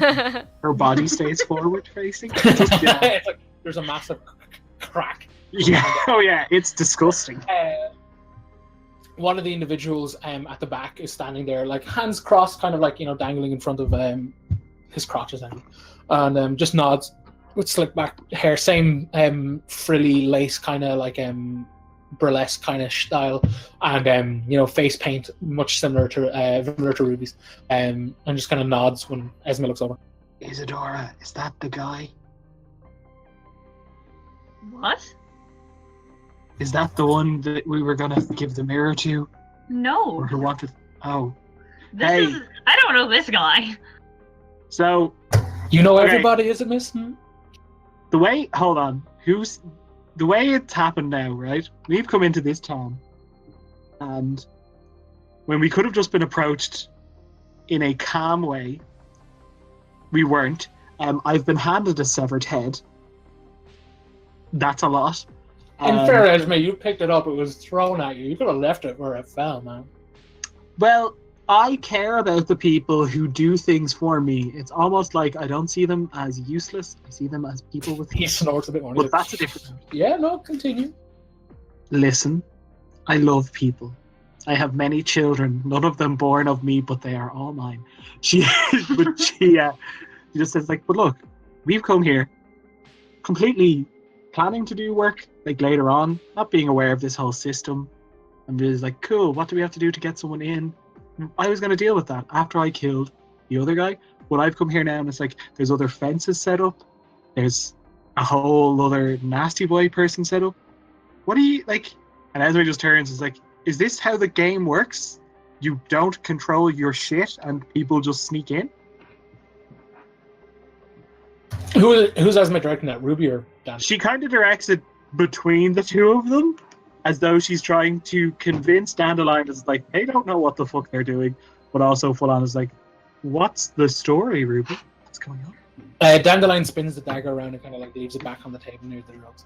It's like, as I said, we have no bearing nor faith in anybody's little gathering of individuals. We just keep the books, and the more powerful ones, we reach out and we form business contracts and all that jazz. We're literally just combing the herd to see who's good. It would appear that Ruby is slipping. Aren't you, Ruby? And he turns and just like, kind of like looks at her with a shit-eating grin, and she's just like, so these fences, where are they living? Oh, we're not telling you that. Yeah, why would we tell you that? It's of no use to us now. You've got us on the back foot. You've pretty much approached us in the absolute wrong way. Mhm. What's it worth to you?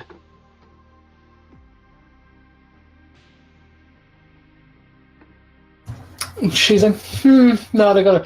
She stands up and she's like, I suppose I have to give them back their shit. And Dandelion's just like, yeah, you do.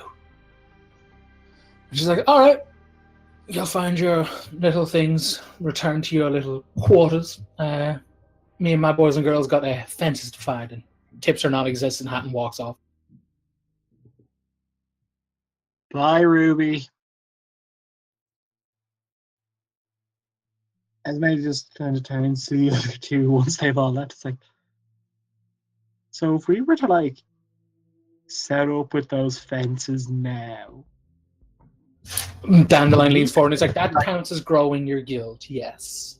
oh, I know, but like, would we be able to like? Would we be better than them? I mean, I'm not sure better. Esme just leans forward, is like, Dandelion, I'm gonna just put something out to you. It's like, I appreciate your little game, and in fact, we should probably sign off. We'll work on that. But quality control is a big issue.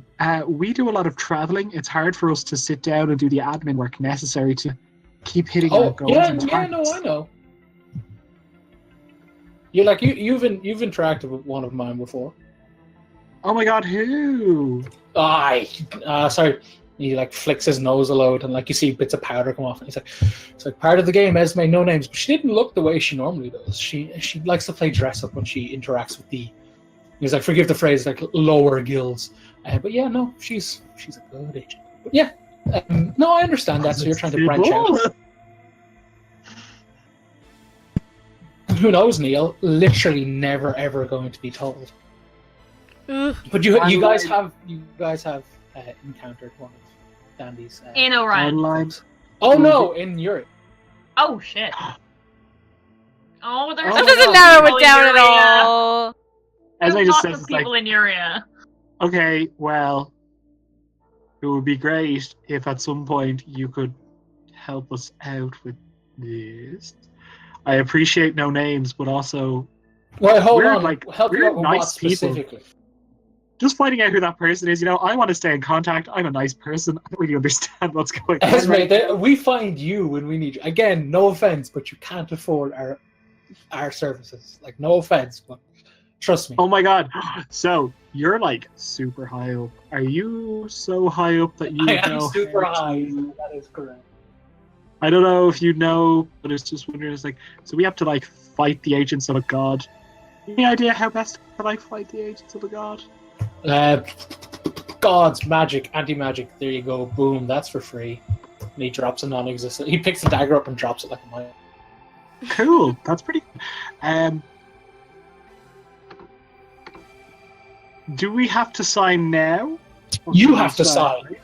And he points like abruptly at Esme. It's like, you sign. You write Esme Nilo there. And he like taps the book loudly. Okay, but I would be I don't actually own the guild. Oh yeah, no, you're just more like a spokesperson. It's more just acknowledging the fact that the guild is growing, and as far as the Kind of books are brand ambassador. concerned, ambassador, whatever. I'm sure we'll meet As at some point and have a As like the conversation. influencer. But yeah, no, just in the eyes of the book and the Guild of Shadows, you're a nasty boy. You're a nasty boy. You're a nasty boy. I actually. And points at the chair. We're not though. Like I really appreciate that, but if those guys don't want to be, I feel like they shouldn't have to be. We could also go under our active working names, and I could still sign on behalf of the nasty boys, where our active working name is heroes, the heroes of various places. He just sighs loud. He's like, it's fine. We'll just wipe them from the record, Esme. Let's come on. And he like kind of just holds a pen, like the quill at Esme. It's like, here, Esme, sign away your solo boring name. Wait, is this going to? Is it better if we all do? Is it less Esme just says pressure like, on you? There's no line. pressure. It's more just chaos. Yes, Esme. Over where? Who are we talking? okay, so Coda has a problem, and it's not a bad problem. It's a legitimate problem about signing things with higher powers. Mhm. It's why. Oh yeah, And yeah. I think he's just concerned about the repercussions of the action. We're just The only thing it does is it locks y'all out of ever getting benefits. Like, so let's say the Guild of Shadows eventually recognize the Nasty Boys as like a powerhouse in our. And he points right at Esme. He's like, you get the benefits, and they'll never ever set foot inside a building. And if they do, he like does the explosion with his hands. hey guys, do you want to be honorary members of the Nasty Boys? Absolutely. Sorry, just out of character. Like, what do you like? I get what you Yeah, mean. I when don't you say we understand. won't get benefits, but what do you mean?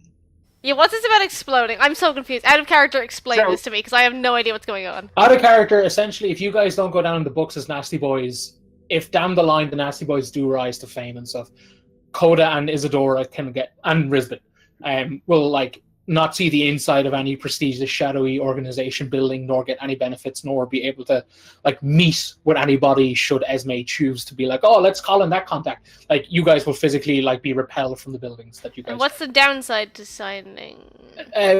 Nothing. It just literally means if someone goes after the Nasty Boys, your name's on the list to kill, essentially. Okay.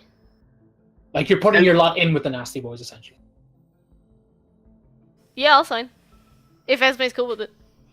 Esme's like, I'm happy for you guys to be down, you know, honorary members, whatever. No repercussions, no involvement beyond what you're comfortable with. Well, I mean, if someone comes to try and murder you or whatever, I don't really care if they target me as well. I mean, we're already kind of in this together. Oh, what a hopeful story. Oh, I'm sorry. I mean, I kid. Esme's just one like, for the ages, Dandelion, kind of like, you know. Esme just scribbles her name down and is like, okay, cool, I'm in. Well, no hard feelings, regardless of you do. No, I'm in. Oh yeah, on my side too. It's just, she puts it out to like to Izzy and Risbet's ghost. She's like, yeah, like, it's a case of I'll say it to Ian, and if he says yes, then it's like a case of retroactively like Esme. Mm-hmm. Yeah, I'll sign my name, my real name. Izzy, what's Izzy's choice? She's thinking about it, and I'm also thinking about it. So give me a minute. Yeah, that's cool. Darren, who is this head that I'm holding? Oh god. Hold on, one second. Can I put it into the Dave jar and build a new Nasty Boy? No! No, you cannot. Gross! Shut up, both of you. Not allowed. Esme holds the head tight to her chest. None of you have lost this person the way I did. Oh, what was his name? The fucking notes I have on the Nasty Boy agents doesn't include Orion. My bad. I think that's an older one. No, you recognize him. We're gonna call him Bill.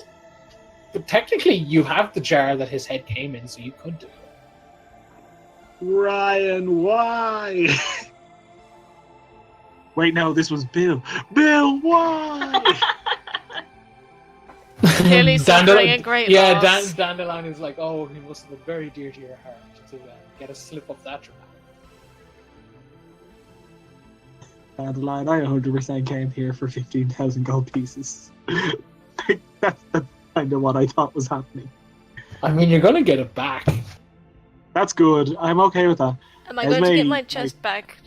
Just out of curiosity. What do you think, Icarus? Like, realistically, how do you think that would go down? Well, I mean, did you damage it? Is it injured in any way? Now, hold on. The honest hearts were doing the bad things. And did they damage or injure my chest? He's like, she's getting it. Is this a sort of guarantee that they haven't harmed my chest? I mean, realistically, Icarus, that's on them, not me. I just know you're getting it returned. I'd imagine, and he like, if watches existed, he'd look at it, he's like, it's probably back in your dormitory right about now. Along with that very loud mirror.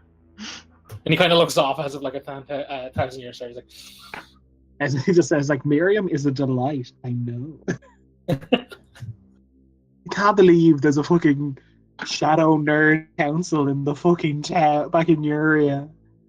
I can't wait to blow up that shitberg. Esme, you seem vexed. Are you sure I can't offer you some drugs in this trying time? Esme actually was like, yeah, no, hold on. Don't give me drugs. Give me wine, though. Lots, because I'm fairly certain you're not going to fuck me over, because I thought you were someone else. He essentially slides the bottle over to Esme and looks at us.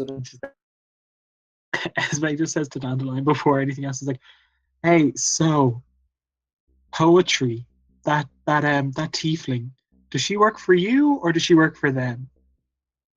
Oh no, they work for they work for Bond. Again, I'm just a neutral party in this little fantastic little mix-up. Esme internally like notes as like, I'm gonna call poetry for the poetry special again. Isidora takes the quill and signs the contract. It's like, fabulous.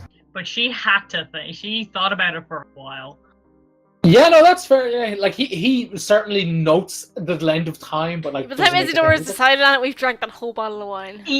Yeah, essentially. Yeah, like Coda and Esme are sharing a bottle of wine. He's doing bumps of, pink. It's great. He's like, so, and like with the flick of his wrist from under his the sleeve of his coat, he slides out. Again, depending on if Ian says A or no, like for the minute, 3 very large coins that kind of potentially look like medallions. It's just got a stencil of an eye, and it's like, well, welcome to the game. Coda almost changes his mind, and then takes the coin. He's like, I made them eyes just for you, Icarus. Thank you so much.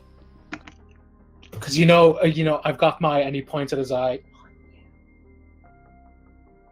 So these are just coins with eyes on them? Yeah, kind of big chunky coins, though they're certainly larger, and the gold, like, I know gold coins are like gold, but they're certainly like much higher count of gold. They could be actually pure gold kind of mini medallions. And he's like, don't lose that. That's how you get into our little hotels around the place. Wait, are you telling us that if we lose this, we could be imprisoned? No, I'm just saying you need that to get into hotels that are. I don't think there's any in Erythor yet. We kind of don't really like Erythor. No offense, it's kind of everyone here is really. No, it's okay. We don't like Erythor either. That's cool. It's fine, but it's also potentially a hotspot for the end of the world. So yeah, it's a bit rough here. When you're in the capital of Nullheim, you should have a nice stay. It's good. It's fun. Definitely. Also, if you're going to be back in Nullheim, you hear anything about a fine lady named Orion, just feel free to pop back down. Whoever you want to send, we'll be happy to. Hey, if you want that kind of information, come stay at one of our many inns. Oh my god, I definitely will. Does this count? Does this have anything? Will this have a negative effect on my membership of the Wub Guild or whatever the Wub Inn is? Separate guild. It's very much Elder Scrolls where you could be a member of like 50 guilds. It's fine. Like, unless like Esme joined, like say the Honest Hearts for argument's sake, then the Nasty Boys thing would be like shattered. But like they're not like the Wub thing is a completely different. Yeah. We really need to go back to him and see if we can upgrade our membership. You guys have a lot. We have a lot of stuff to tell him. Yeah. I went the last time we were there. You went and it was great because essentially the first tier of rewards is money, something else, or a deck of many things card. It's the type of thing, yeah. And you genuine had pause if I remember correctly, and you're like, did I take money, or did I take something? You else? took the money in the end. No, you took the money in the end. You were really, really, really done. I know what the like to the point where me and you were like, yeah, me and you were back and forth on about it for ages, like, and then you were like, no, I'll just take the goal. I went to Woe's Pub and then forgot to tell him anything. That was great. It's just a case of like, yeah, it's a case of. I was like ordering drinks and I just forgot to say anything. As I just says, okay, let's go to one of the more public baths. Let's relax for a few minutes, and then let's get out of here. Dandelion stands and he's like, well, it's been a pleasure, and I'm sure we'll be seeing you soon. Esme holds her hand out to shake his. He shakes. She's like, it's a pleasure to meet you, Dandelion. It's like, we'll be seeing you around, I'm sure. So we're in a private bath, aren't we? Yeah, it looks like literally the only way to get in here is through the secret door. When you conclude shaking your hands, the torches flicker, causing shadows to whip and warp, and Dandelion's gone. Are there more towels in here? There is not, but you do know that your towel is back in the previous room. Like, it's a case of the door is open behind you. You guys can just like. Well, the last room has tainted water. Esme puts the head back on the table and she's like, I'm gonna get, and she takes out the rod of Elor and puts it on the table next to them. Like, I'm actually just gonna get into the bath for a few minutes. Just relax. Just been trying. And if anyone wants to join me, feel free. Esme, when you put the rod down in the room, it feels particularly like dead. Esme starts shaking the rod. He's like, Pelor, wake up. Come back to me. No, there just doesn't seem to be a bit of a spark in it in this room, it seems. Oh? Neil's whole range of emotions happening here. Esme turns to Isadora. He's like, Isadora, do you want to try and cast like any of your like minor spells? Literally nothing too crazy. I just want to check something. I'll just try Thaumaturgy if you want, like cantrip. Oh yeah, well like either of you. Yeah, no, she'll like try a ray of frost just aimed at the wall. A fizzle on a pop and nothing at all. Ah, okay. No magic, no powers, huh? Yeah, I mean, I guess that would make it a much more neutral ground than anything else. Esme? Yes, Isadora. I hate your professional circle. Just the whole shebang. It I grinds my gears. appreciate you doing what you had to do, and I am sorry if you felt you had to do it. I'd rather be in the know, if you get me, and if that means we have to play by the rules, then I can do that. Yeah, I agree. I would have actually. It's like I would have sooner stayed out of their game until we got to like being noticed, being noticeable, and being proud. But that wasn't on the cards, so I might as well start off here. Mhm. But I do. We're all gonna know what's going on now. I'm not getting thrown out of rooms if we have to meet people and stuff, which is always fun. I feel like whatever is gonna get thrown at us, we should probably just do it together, right? Yeah. Well, yes, but also we're definitely gonna get into situations alone, like things that probably yes, but when it comes to probably- shady organizations, we should all be in this together. I think we should. Well, I mean, I think we should all be able to trust each other that if something unideal happens, that we'll all get clued in eventually. Yeah, it's good to tell each other when we find out things. Agreed. Unless there's a nice reason not to, like the boots from the Shadowfell. And she just kind of like gets in the water. Yeah, she like puts her head under. Yeah, just sinks under the bath and doesn't come back. No, it's just her two eyes looking up, and you can just see that she's smiling, but it's just her two eyes. Yeah. That won't work here. Esme tries to do something, realizes, oh wait, that requires magical powers, and then leaves. Well, we can just go back into the other bathroom where there isn't an anti-magic thing. Right? No, but that has sleepy water. Yeah. Stupid, sneaky sleepy water. I mean, I'm gonna have a bath. So I'm gonna do it. I feel like everyone should go and have whatever they want to do here and relax. Yeah, do you guys essentially return to the room that you guys were in with poetry? Yes. Sure. The lighting has changed a bit. It's kind of a bit more like neutral, and you can see that poetry is actually, I can't remember how to state it, but are a teal tiefling. And teal, yeah. And they're like kind of standing near the door with like fresh towels and like just clean robes. It's like, well, no, that's a tiefling. Yes. No, that's out of the way. Do you require anything else? The bathing services are still open to you while Bonnie discusses certain matters with Ruby, and then I'm sure they'll want to speak to you as well. Or she'll want to speak. Still poisoned? It's like, oh no, that's been neutralized. It wasn't poison. It was a simple sleeping agent. It's really rudimentary stuff. It was quite nice. Had it not been the situation that we were in, I would have liked it a lot more. In fact, I still look back on it quite fondly. You and I both? Thanks. Oh. Esme thanks them, and then like puts her severed head and her rod onto one of the sun lounges and then gets into the bath. I would find this bathing experience a lot calmer and more relaxing if there wasn't a severed head looking at us. Esme puts her towel over the severed head. Oh, speaking of like making ourselves more comfortable, poetry, get out. Oh my god.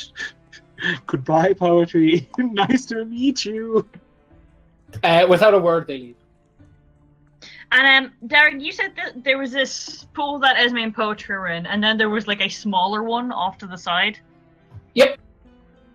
Isadora will go to that one and do like she'll bathe quickly with her back to everyone else. She tears off her human skin. Yeah, the gang enjoy a nice. After poetry leaves, the mood lighting returns, and again the kind of like vibrant blue, soft lights return with the soft or the kind of vibrant neon green through the water, and that returns, and the group essentially like are fully. I can't remember if anyone's technically a little below max health, but you guys essentially are like max HP. I think Esme technically took 1 damage from a punch from a smack. but you know what I mean. But like in terms of that, it's like healing properties. It's like in Neo when you jump into one of the springs in the middle of a fucking demon hunting mission, you get max HP. But yeah, you guys essentially spend like an hour there, and it's nice, and it's kind of that type of like, well, we should get up and go now. Yeah, they're kind of nice. There's fresh towels and robes should anyone need them, that kind of thing.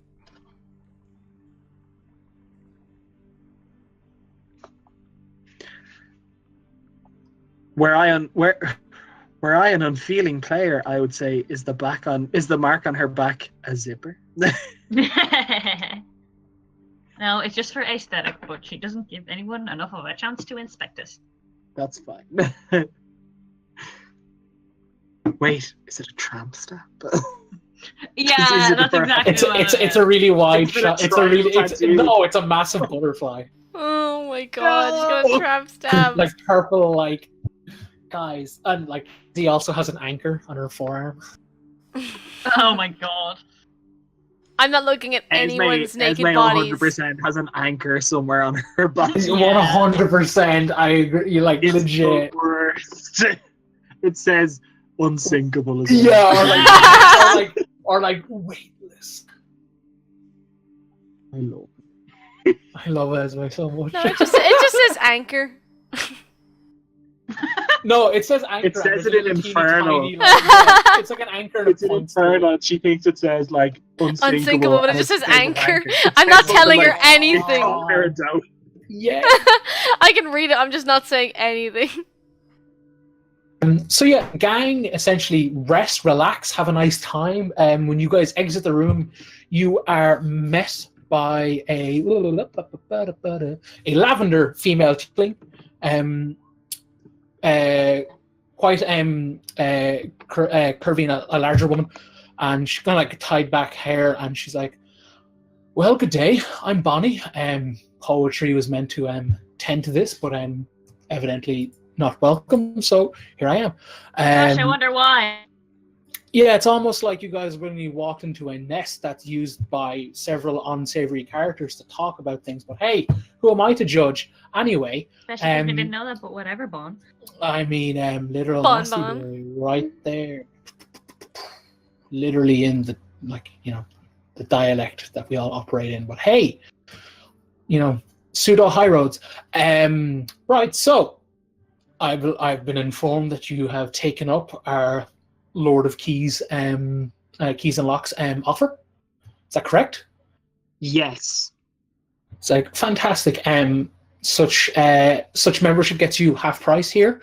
If you need to meet someone, often used as neutral ground, we can organize a little meeting here for you. No weapons, no magic, purely mediator. Myself or one of my staff can help you with that. No fighting. I understand there was a bit of a ruckus previously, and we'll look past it in the future. Any ruckus is punishable. Zero tolerance for that kind of shit. My building, my rules. You break it, you get thrown on your ass. Lord of Keys and Locks is told. Then you answer to that sort of thing. Yeah, it was really cool how the Honest Hearts were able to bring in crossbows. You should probably report them. And also, like, full on be like, cool, put on these old manacles there, pals. Wasn't really that neutral, is all we're going to say. If it wasn't us that started it, they pointed crossbows at us. Anyway, yes. I agree. It was unsavory. Brandishing a crossbow is completely different to firing it. Wow. Hey, no blood. I don't care. But no, they will be disciplined and so on and so forth. But any other snark, or are you ready to get out? I'm ready to leave. Yeah. Can I have a bag for my severed head? No, Do you have doggy bags? There probably would have been a bag, but hey, who knows? Our dirty, slippery fingers have lost it. So, and she literally does like a shooing motion. Esme is like, well, thanks, Bonnie. And into the ring, she's like, guys, we have no money to pay them, and I'm not really that sad about it. Oh no, I'm leaving. I'm not giving these people money. I'm going. Esme dresses. I dress, I get my stuff, and I leave. Yeah, same. She just holds the severed head by her side. She puts it in her arm, and she makes like a C with it. I was like, there we go. That does it.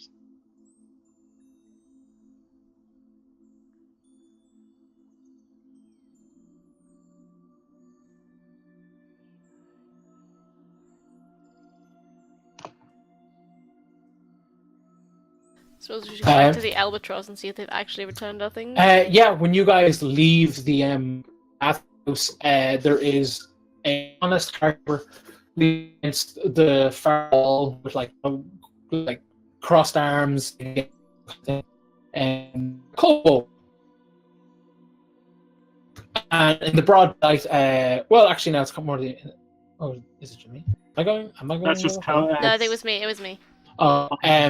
There's a kobold leaning against the wall. In the full honest hearts get up. You can see now it's quite vibrant, white and crimson kind of armor. Again, the frills, the lace, the burlesque mixed with the armor and the face paint. Face paint kind of doesn't work too well on a kobold, but they make do what they have.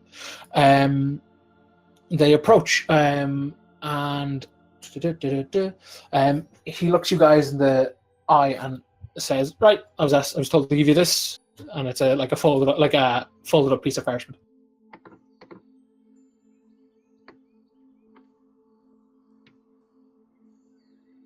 Does Esme respond, or just silently take? Sorry, I was just writing something. She'll open it and then she'll be like, "Thank you. What's your name?" It's like Emerald. Essentially, Thanks. it is an address to an area over here near the mages. It's like, yeah, we got to beat on that little agent you were talking about. Last known location was there. I've been told to extend my apologies from the boss to you. Don't really care if you like them or want them, but I'm doing my job, and maybe you no hard feelings. And they kind of just tip their non-existent hat and walk off. Esme says, "Pass on my my respectful thanks for the apologies," or whatever it was that was sent. They kind of wave and nod to indicate they have heard what you've just said, kind of thing, and will do. Esme is like, "Cool, let's still go to the Albatross and check on our restored wealth, guys." Yes, that should be the first priority.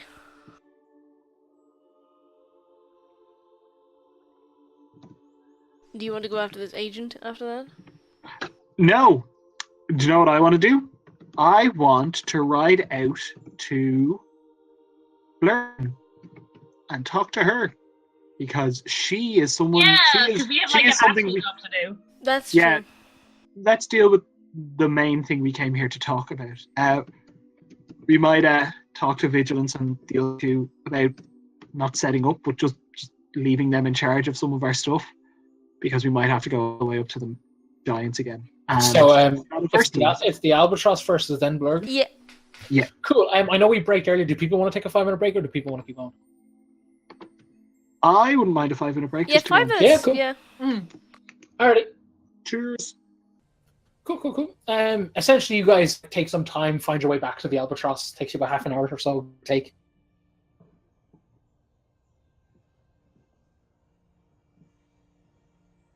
Is my internet being shitty again? No? Is Darren still here? Yeah. I like to think I am. Yes. Oh, maybe you just cut out for me. Sorry, my internet's been real bad today. Sorry. What I said was essentially it takes you around half an hour, 40 minutes to make your way to where the Albatross. Cool. I'm gonna go check our rooms for our possessions. Yes, 100%. They are all there.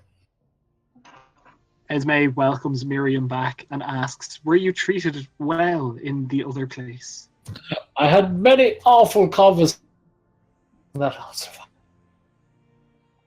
Well, I'm happy you're here. And no, she is genuinely happy that Miriam is here. No. I would like to hug my sentient void chest.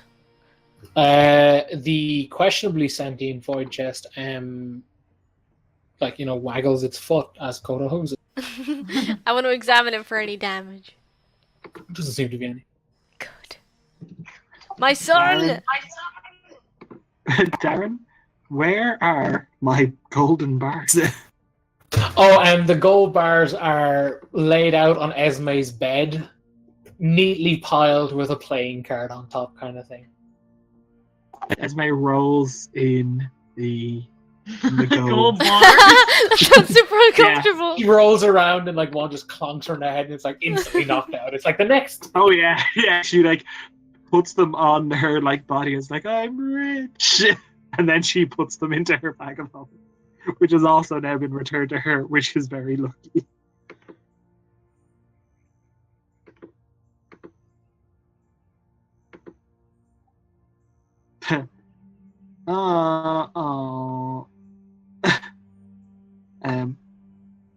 That's fine. Esme is "Hey, Vigilance, how are the patients feeling?" She looks Esme over and is "Oh, they'll live." I'd say they've probably got another day in bed, kind of recuperating their strength, and they'll be fine. Kind of I've tried to hunt down not weird fleshy rations, so it's, just a kind of high demand at the moment. But apparently they're sending ships out to the docks because someone sent out a dinghy and it didn't get shot, so now everyone's all happy. Have there been many Yes. others in town with the snakes or whatever they were inside them? Worms? No, nothing. The mayor's building is quite empty as well. It's promising, but equally, I'm not sure how long that'll last. As far as I can tell, no one's been running the streets complaining of stomach pains to any awful degree. Sounds good in my book. Yeah, that's a relief. Yeah, as long as there's not a panic. Oh yeah, no, it seems to be it's the case of realistically, if we wanted to break it down, they could be lying behind closed doors and we wouldn't know the reality of it. But at the moment, it seems fine. There's no immediate attack or panic seems to be happening because I left the other two in bed and I've kind of done a couple of laps of this town already today. That's why I probably didn't see you guys when you got up. And there doesn't seem to be any immediate panic. And from anyone I can see, either just looks like they're hungover as shit, or they're just calling in sick. A lot of stalls aren't open, which could be a combination of people being sick and or sadly perished, I think. Do they die when they turn fully? We never really... I mean, there was a lot of busting, and not in a ha-ha kind of way. Oh, yeah, no, that's... I just realized it's are they dead, or is it kind of an undead thing? When the weird stomach thing does the thing? Oh, I don't know. Does it come from you guys? I only saw Bertie kind of go crazy. An expert will be here soon, so they might know. Oh, she raises a mechanical eyebrow. Did Vigilance ever meet Dave? I honestly don't think she did. No, there'd I be don't no think so, reason why they would. no. Esme just says like, she like turns to the bar. He's like, Dave's coming. I mentioned mind flayers. Apparently he has like very not like no issue, but just like less issues getting in and out of Uria, so that's nice. I actually Uria seems quite quiet, so he's of the opinion that we might have given them that bit of a scare, that first salvo. So that's Okay. good from our end. But he's gonna come visit. I was asking him about what to do about the honest hearts, and I think when I mentioned the mind flayers, he yet again interested. Everything you just said is good news. I'm fine with all of this. Good. Yes. Cute. Esme then Esme says Esme, we can ask him right now. Vigilance leans forward and is like, we need to find their nest and we need to exterminate them. I agree. We found this weird thing and we blew that up, but I don't know if it was is their nest. Do we know how big a mind flayer nest would be? Because there was this weird brain tree, and there was it was where the food was coming from. I don't know. Well, I'm not particularly well versed in them, nor are the others, I believe. Well, we know that the mayor, I highly doubt the mayor's going to have a piece of parchment in his home that says super evil nest is here, but who have they infected? Let's think about this logically. People who pose a threat, I suppose. There's the mayor. There's everyone else in Orion. Yeah, the fleshy brain thing. Did they have kind of infected people? They had a guard and someone else. A guard? A dog. There has been a lot of complaints and missing dog posters up, which is worrying. Some weirdo in the mayor's office that myself and Risbit dispatched with very quickly by calling him a freak. He was complaining about dogs going missing. I think he said around the docks. Okay, and you said that there was a guard on their payroll, so to speak, in this fleshy thing area? Edgar, he was City Watch, wasn't he? He was, yeah. Yeah, okay, then yeah, nod. Yeah, the two cart guys were City Watch. Okay, so we've got the mayor, we've got City Watch, potentially everybody. I know that whole thing. But not everybody, because Grace and Wrath were eating the stuff, and they weren't infected, but the bartender was.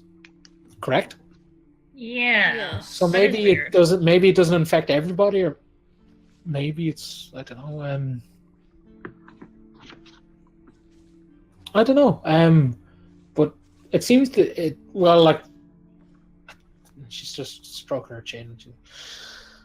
I don't know. Maybe the city might be a place to start looking around for anyone acting particularly weird. Well, we know they're intelligent creatures. Getting the watch and the bartender is a logical first step, so it's anyone with power and someone people trust, someone who could... Hey, guys, hold on a sec. Esme turns to the mayor and she goes, Miriam?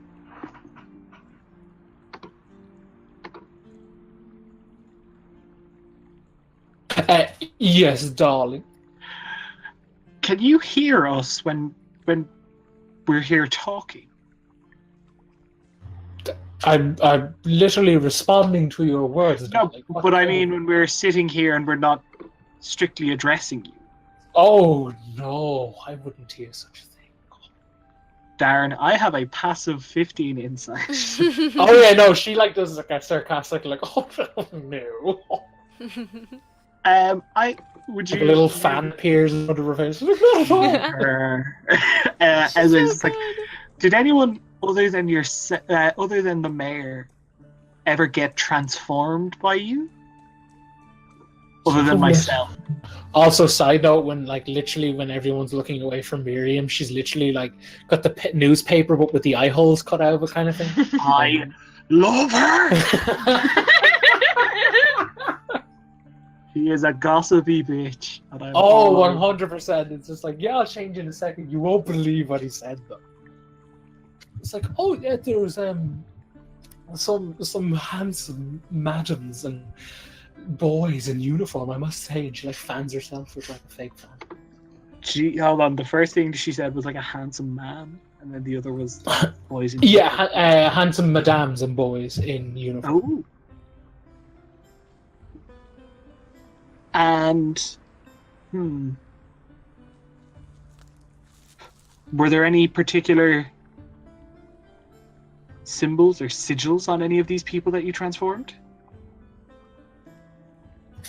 I couldn't. Something about the wave, perhaps. I don't know. I think it's the City Watch uniform, darling. It's very wavy, very groove. Esme is just like, okay, no, that sounds perfectly fine. I think the City Watch is a fine place to start asking some questions. Miriam, sorry. How many people did you disguise? I love your hat, darling. Oh my god. Oh, well, thank you. Oh, jeez. Like in a day? It's kind of my job. How long? Actually, how long were you doing it for? How long have you doing what you do? For here. In this town, quite some time. I knew the mayor was an ugly sort, but he was my most regular customer. Occasionally, there was some tiff, some yelling, not that I'd earwig and such things. But yes, a few individuals wanted to look like city guards, and I aim to please. But for how long were you doing here? Just several months at least, I'd say. Maybe Okay. Time's kind of a bit finicky.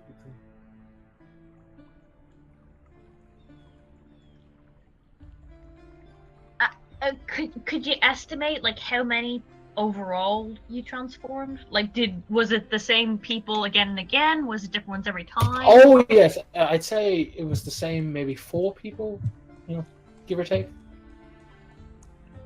The mayor didn't have many. He never really let many people in that room. Right. Okay. Miriam, did you ever have to transform the? Esme gives a description of the secretary in the mayor's house. Yes. I can't remember. I think it's a dragonborn. Anyway, not important. Well, it's important, but you know what I mean. And it's like, oh no, darling, that one was just a bit of a brown nose to the mayor, if you know what I mean. Perfect. And it was just like, it was like that resolves that like potentially looser plot thread, or at least tightens it up a bit.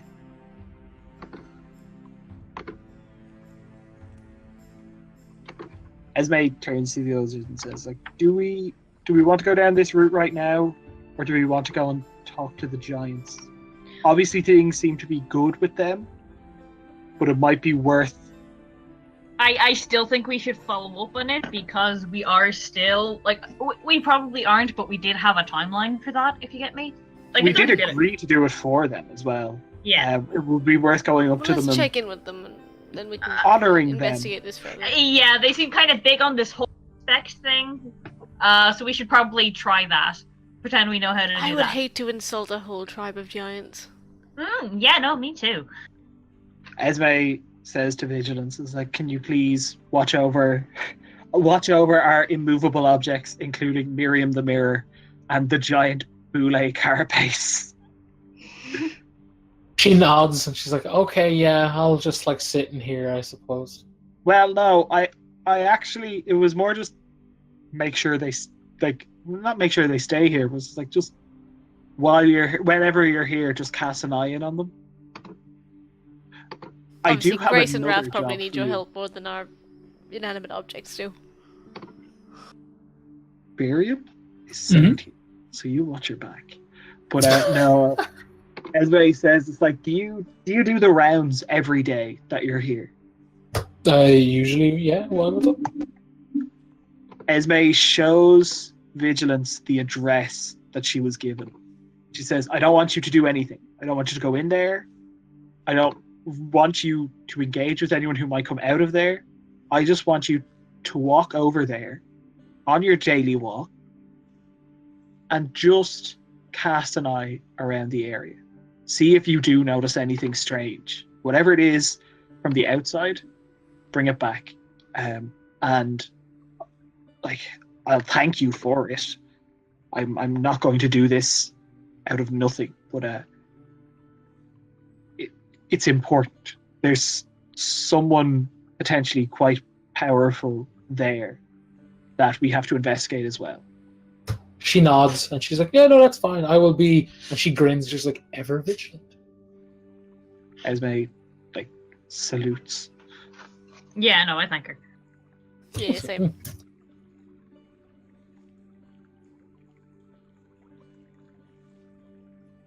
Miriam like is like to Esme. Yes, Miriam. It's like, what are we going to do something about his coat, darling? It's hideous. Coat is coat. And she yells it loud enough, so on. Esme turns. Esme likes. I have this weird feeling that is like, she whispered because she was behind vigilance, and Esme like steps behind vigilance to talk to her. So Coda can't see it, but it's like Coda hears it, and Esme just sticks her head out and she goes, "Coda." Yes. A concerned party has stated that you might not be as fashionable as you could be. Would you like to try a different look? Well, in I the had a morning? very good coat, but then it was burned off me. Yeah, and then I took this one from the How Baron's house. convenient for you, darling. Come, let me fix you. Yeah, talk to Miriam. Miriam is a miracle worker. But you can't make a coat. You can just make me look like I have a coat, right? You can't actually make a coat. Yes, I can sadly not bestow it, but I can give the illusion of perfection, darling. If it'll put your mind at ease about my terrible fashion sense, then by all means. As Coda steps in front of the mirror, he is instantly transformed. Into what? His coat is replaced by a flamboyant, oversized, a luminous, almost vibrant neon pink overcoat with ruffles and like filigree and lace, and it's all very like muchness. Like there's like puffy frills coming out of like the collar, where the wrist is, and it's very large and grand and sticky outy like a sore thummy. Oh, So I it's like, wish mwah. cameras existed. Is this fashion? Yes, Esme. Does this remind Esme of that weirdo from the mayor's house? No. That person Okay, just had an cool. interesting It's just like, maybe he's a mind flayer and that's why he looked like that. But I don't know. No. And he's like, do you not like my tastes, dear boy? Not just yours over mine. I still think this is really my look. Oh, you'll grow into it. It's got like coattails and everything to go down to like his feet. Like it's embroidered with like flower and like patterns and such. I'm sure the giants take me very seriously in this coat. They love you, darling. I mean, we'll notice you more. And we're so small to them, it might help. Now go, small demon boy. Parade my work for the world. With pleasure, I suppose. He looks pretty unhappy about this coat. Mm-hmm. Esme just was like, okay, let's go. We've done some talking, and I think the time has come to go. And she like steps. She just goes outside and whistles for her water horse. Okay. You ride up into the hills, guys? Yeah. Cool, yeah. With the work of your mighty steed, you essentially clear it pretty easily. Whoever's on watch tonight can have a D20 roll.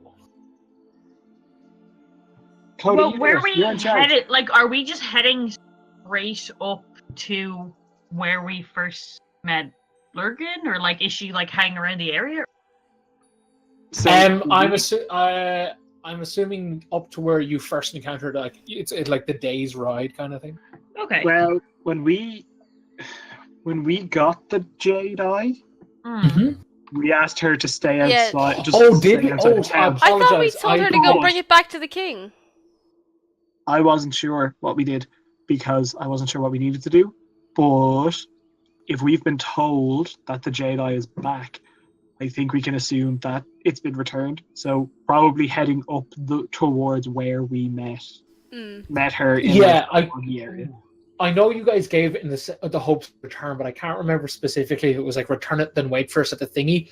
Would a good middle ground say it's like a day, like the day's hike on horses, and like you essentially come upon her with like that night at the like essentially the camp? Would that be a fair middle ground? Because I honestly can't remember, and it's annoying me now.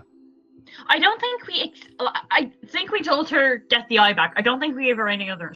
Yeah, I think it was just Okay. like bring this back. Here it is. Yeah, go, no, that's kind fair. of thing. Okay, yeah, we'll say on the night of the watch, whoever's up, here's the rumble of footsteps, like large footsteps, and like eventually she appears at the camp. She's like, "Oh, I spotted your fire quite some while away. Come to speak to our dear king now that you have returned the eye of the mountain." So it got back. Okay, look, thank you so much for all your help. Oh, We couldn't have done it without you. Oh, thank you for finding it. I'm merely a courier in this situation. But we feel we should pay our respects to the king. So yeah, we were going to head in that direction. She nods and she's like, "If you would like to go now, I can take you there. It won't take us that long." I'm good with that. Yeah. Yeah, essentially, you guys climb into like her like bag that you did beforehand, and you sit comfortably in this massive oversack kind of thing as like she essentially walks up the hill with quite ease, almost like as if the mist and the mountain itself kind of like parts for her. Yeah, same. Blurgan is best man. Yeah, you guys essentially travel. It takes about maybe like 2 hours to like essentially cross the massive threshold and descend into the mountain once again. The king. The place is a lot brighter. You notice that torches are lit more, and like a lot of the place seems to be in full swing. Maybe new art. There is new frescoes and murals and like sculptures of like these small beings carrying a giant green object to the mountain. One of them wears a hat. One has two pointy thingies at the top of its head. One is very small, and one has like an elegant cape and a cloak. The party seem to be being immortalized essentially in their tapestry of like their mountain and clan's history. You are brought before the king and are sat down, or not sat down, but kind of placed forward. You immediately notice that the entourage is there's one addition to the entourage, a very tall, stoic, like built upper body strength kind of style giant, with both his hands sitting on top of like this massive, huge iron and stone bow. You notice that he seems to have like metal plates over his eyes, and on his back you can see a quiver of what looks like giant arrows made of stone. The king looks a bit like perched up, happier. He's kind of like sitting upright now and kind of has his. He's like, the heroes of the hour. Your Majesty. And Luke Motton waves from the sidelines, kind of thing.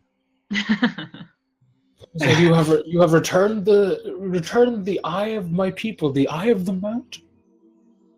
Does the mountain speak to you again? In harmonious song. We have come to see that all has gone well, and we are. And she doesn't think again. She just turns to the rest of the party. She's like, "We are happy to see how well things are going for you. We want I'm to nodding. express our gratitude once again for your generosity and your patience in allowing us to retrieve it for you." He nods and he's like, "I have someone here who would like to thank you personally as well." And he gestures to the bowman. He's like, Cleto, our finest archer. The one single-handedly responsible for felling all of your vessels. As it does that thing where she like pulls at her collar. She's like, ooh. It's like, just like, quite the do, title, but it's do we like, like him? I'm not sure if we actually should like him. like, But we do. He steps forward and he kind of like kneels down, so he's like kind of closer to the party. And he's like, you returned something that was most precious to me and most of all my brother. And he like nods towards the king. Oh.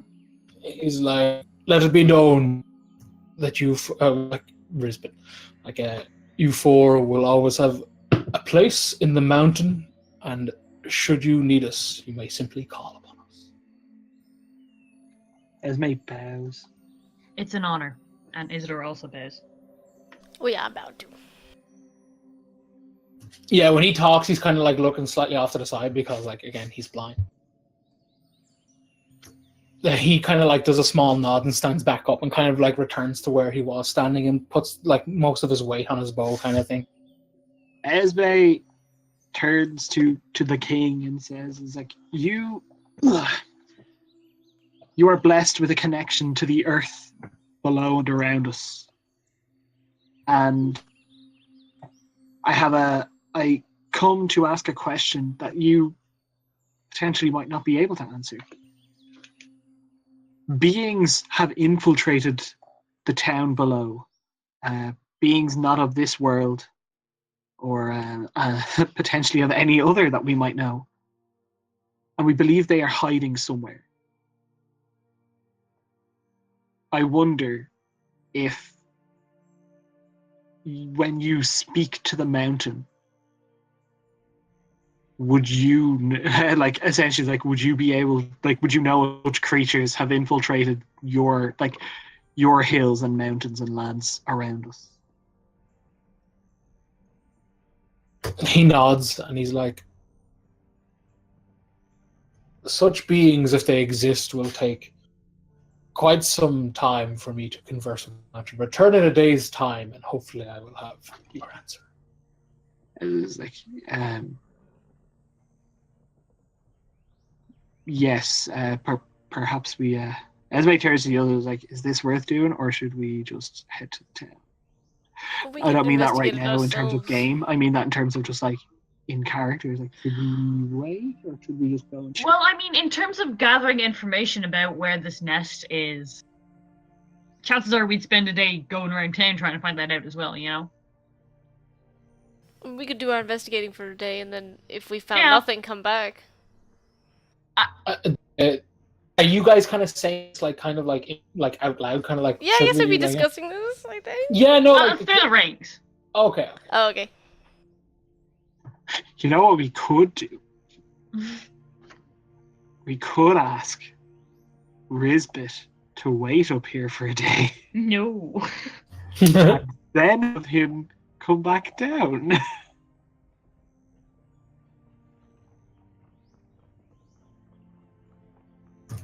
Up to you guys. What's the name of that little guy again? Luke Luke Mutton. Mutton. What race is Luke Mutton? No. Deep. Deep no. And he's allergic to sunlight, isn't he?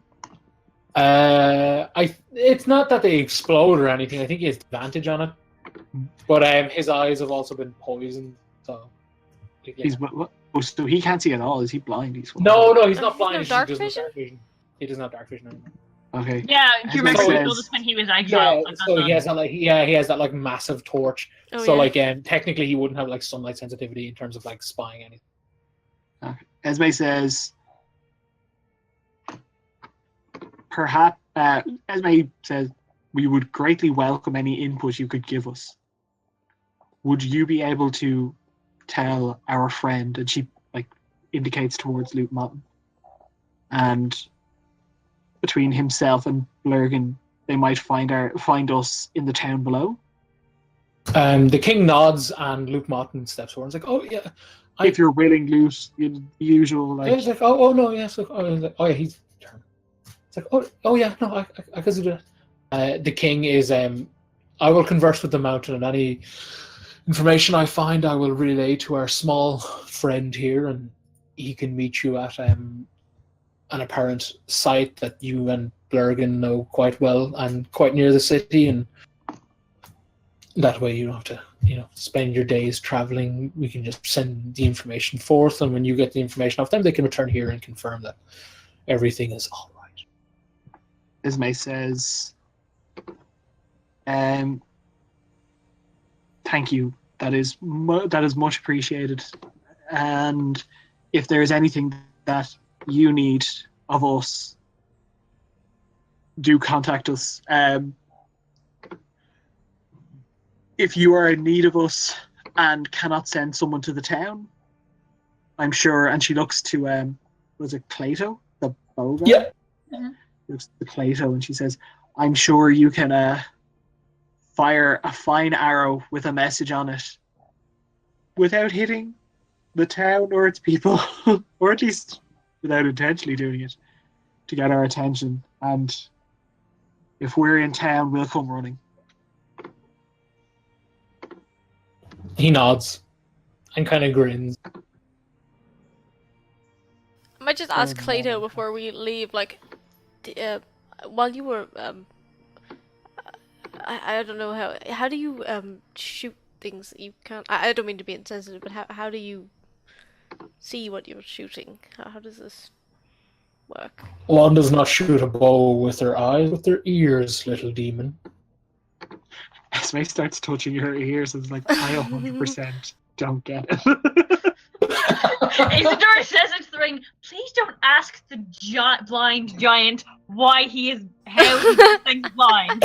Please, we are so close to getting it. If you're okay. No, I more meant like out of character. I'm thinking like I was trying to ask like. Did you like see the big airship? But then like he didn't see anything, so I'm wondering could he like sense it? But I'm trying to figure out because I want to basically ask like, does he think he'd be able to like do some damage to that airship if if the time came and we called upon him? Could he like help us take that shit down? Is my line of thinking. But I'm trying to figure out how he sees things. Essentially, is like.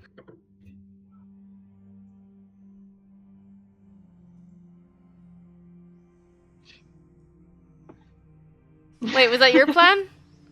When? Not with him. It was more just to do with putting big old fucking bow people in the mountain. Yeah. Oh yeah, I know.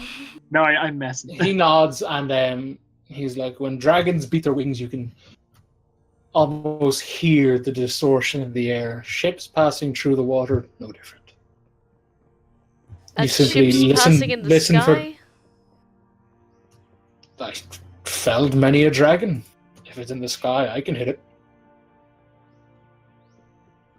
A dragon died a short while ago. Did you hear that? Sorry, my Discord's going crazy. He nods slowly. Did you hear what killed it? I heard distortions in the air, and then a large noise, and then the dying screams of one of those. And if you heard it again, you'd remember it? Oh, yes. Thank you. She bows again. He nods.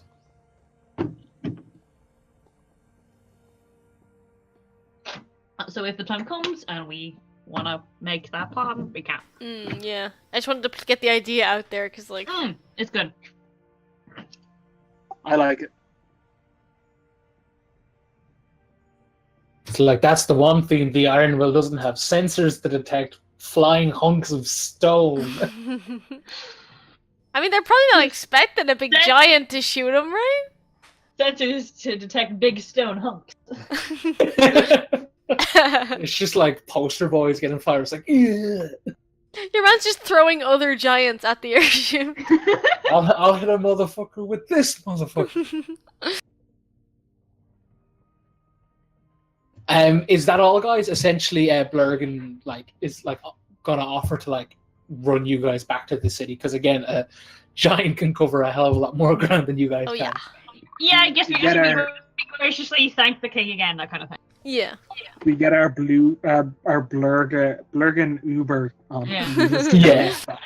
Blue You guys, yeah, essentially, you guys arrive back out on the outskirts of Orion, within walking distance, like when what you were with Bergen, around 6. Well, no, you guys run through the night, so yeah, you probably arrive at like 12 the next day.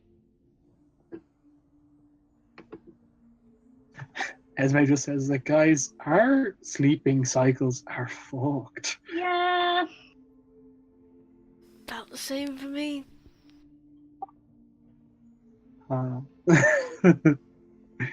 Thanks, Blurgen. Yes, Really no, thank you so appreciate much for that. all your help.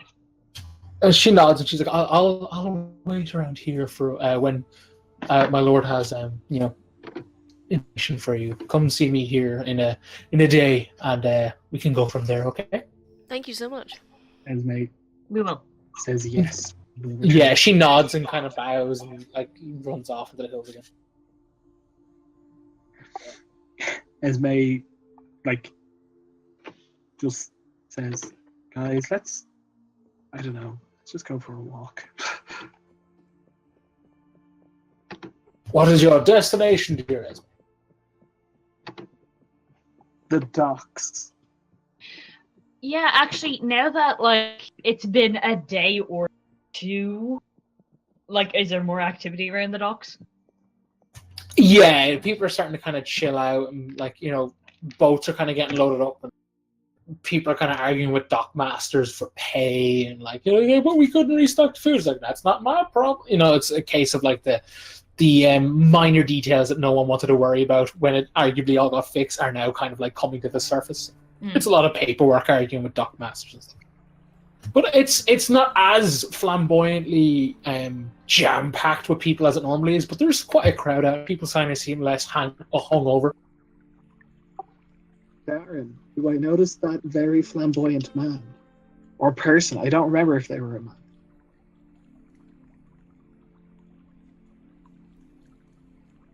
Give me a perception check.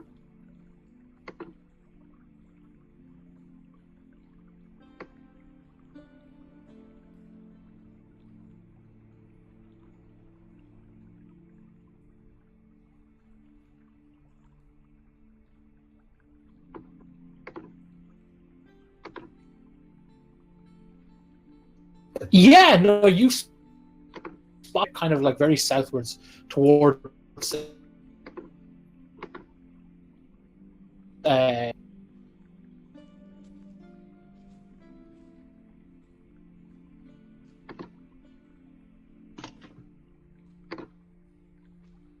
kind of oh, sorry, 1 second. Is it clearer now? Hello? Hello? Yep. Hello. Yeah, I just went wild. You spot them kind of near the south, kind of almost parallel to the district that would have the bathhouse and such. They seem to be kind of not yelling, but giving orders to their crew and such. Esme will go to the nearest captain, looking person. Is who's that? It's they turn and huh? It's oh, that's Kuhn. A bit of a head wreck. Why? Does he owe you money as well? No, he was asking about the dogs. What's his whole is he new here? How long has he been here? What's his deal? Give me something. Persuade Esme. This grizzled generic sea captain is kind of who the fuck are you to ask questions to me?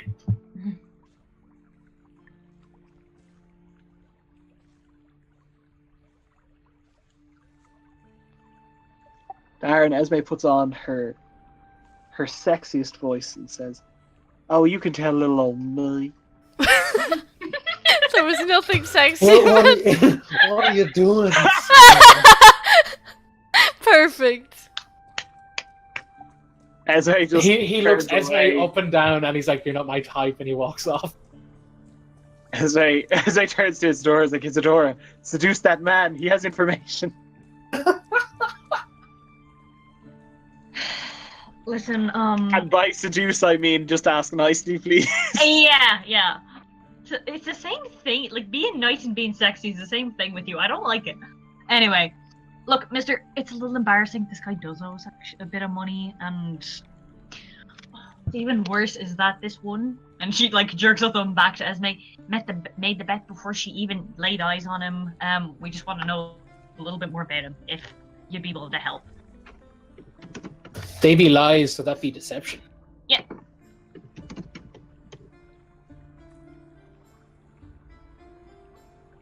If you also crit fail, I swear to God. How dare you speak to me like that? I'm gonna crit fail now, just watch. Boy! No. He sighs and he turns and he's like, oh, he's like, right, okay, fair. He's like, he's been here like pretty much the same time as us.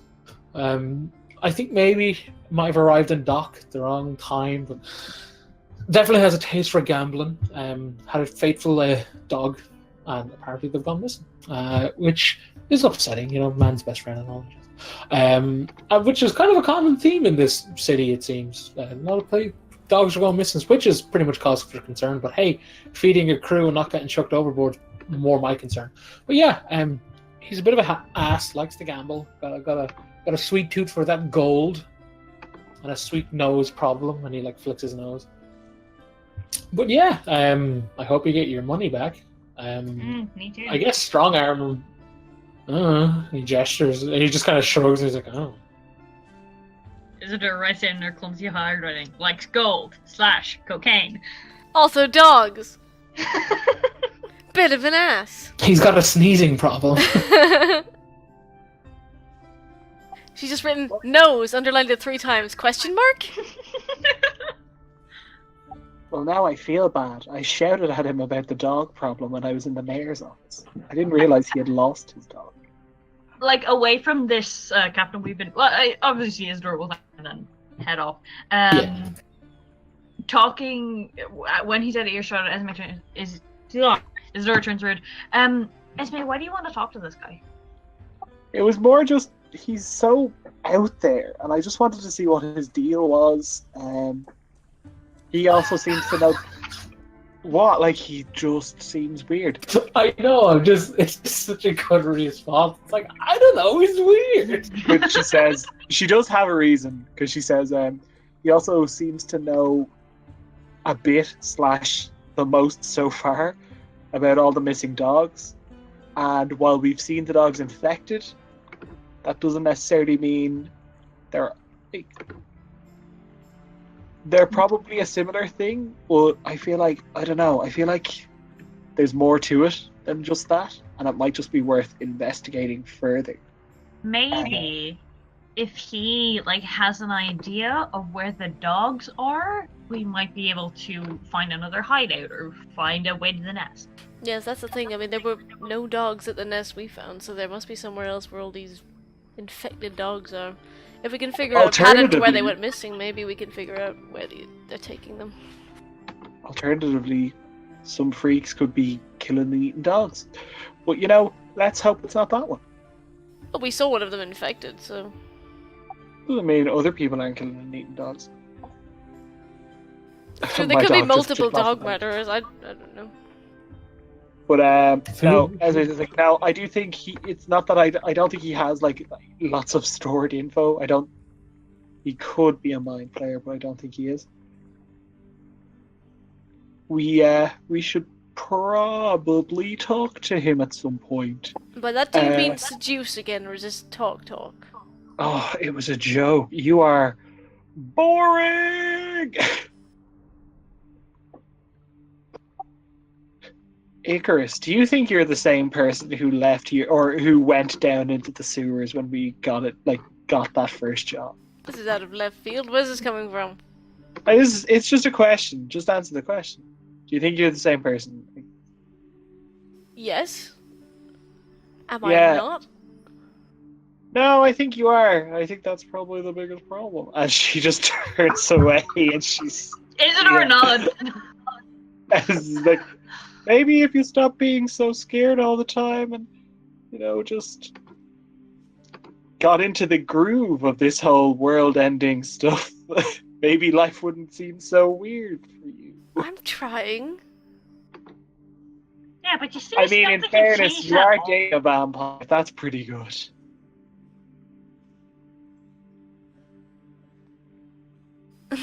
Stop. Oh my god, I'll go back. um, Esme's just like, so guys, I feel like we've done a lot. Um, maybe we don't need to talk to him today. Maybe let's try and get our sleep patterns back onto a proper schedule tonight. And then we can go and investigate further. How does that sound? Yeah, I mean, we have the guards to check out, and we can wait on Loot Mountain. I mean, we have leads. It's not like we're floundering for them. Are you saying investigate tonight or in the morning? No, we'll sleep tonight and then investigate in the morning. Alright. Also just kill him more. It's like 12. Yeah. Can we get drunk? Out of character? Yes. Oh, carousing? You want to I roll mean, carousing? I want to You roll can get- carousing. Darren, can we roll carousing? Laura, you can get drunk out of character anytime you want. You're an adult. You can. What carousing table do you want to go on? My dog is kissing me so much. Cute. She heard you talking about dogs going missing. She's like, no. Yeah, I feel like that's what happened. I think she's okay. Give me con saves. Oh, God. I swear to God, if the honest hearts have poisoned us, I'm going to destroy them.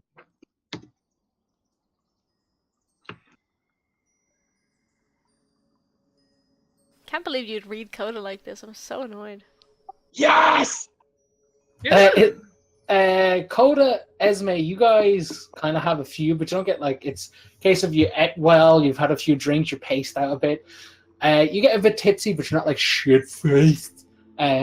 Izzy's a bit more drunk. Like, she's not like falling over like blackout drunk, but she's definitely drunker than the others. I do not think I've rolled over 10 this session. That's fair. No, you rolled really well on the percent. Oh wait, no, that was just because you got good deception. Yeah, no, that's good. So about 2 a.m. So much for those sleep patterns. Yeah, never mind. Yeah, when you guys are like, oh, we should go to bed. But we're not gonna. Shots. Coda's getting drunk. Is like, We yes, I have am a no different more person. I'm doing shots now. Ah. You He is guys, so bland. He is the semolina of people. you guys sit at the bar in the Albatross, and like Bertie's kind of like, passed out asleep, kind of like, oh, the bar's closed mainly because like our alcohol like storage is getting fucking shockingly low. That's mostly You our guys are all, fault. yeah, pretty much. You guys kind of like plow through the remainder of it. But you guys all hear in your heads simultaneously. Sorry, Why? I just heard a whisper. I didn't hear what you just said. You all hear in your heads simultaneously, like you all hear. Oh, I thought you said something about Dave, and I was just like, simultaneously. I was like, what, Dave? Simultaneously. Why do you challenge us? The many? Why not give in and cast aside your mere pathetic concepts of individuality and join our beautiful many flesh? I have worked too damn hard to be my own person. You think I'm gonna give it up for a freak like you? Esme conjures up that image of the Shardmans from when they were like fleeing from the weird shadow creatures and they came and saved us. It's like, they are so cool. And you also tried to kill a kid one time. Oh So- yeah, you also murdered a bunch of people. Or the Urian ones did. That might not have been you, but... I don't know, they like, killed some people I here. they poisoned this whole town with their disgusting Yeah. worms. That's not ideal. Oh my god, and the dogs? Yeah, kidnapping Why you dogs, gotta turning be them mean into to monsters. Dogs. What do they do to you? They just bark. That's all they do. They just do a bark. I like how we're all drunk for this conversation with Oh, these yeah. games. Yeah, no, that's all that's said. They're speechless. Huh. I think we got them really good. I think they're At devastated. least we know there We are got more 'em. of them. We have confirmed that the mind flayers have not been. No, but I going. think our insults were savage enough that they're just going to retreat with their tails between their legs now. Isidore like freezes and looks terrified, and she grabs Coda by the arm.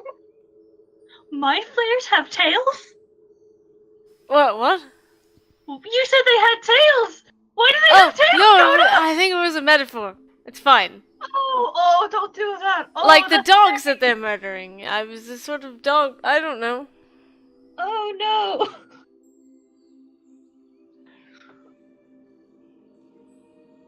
It's so cute. Just like little tails. Esme's just like, tails would make them very different.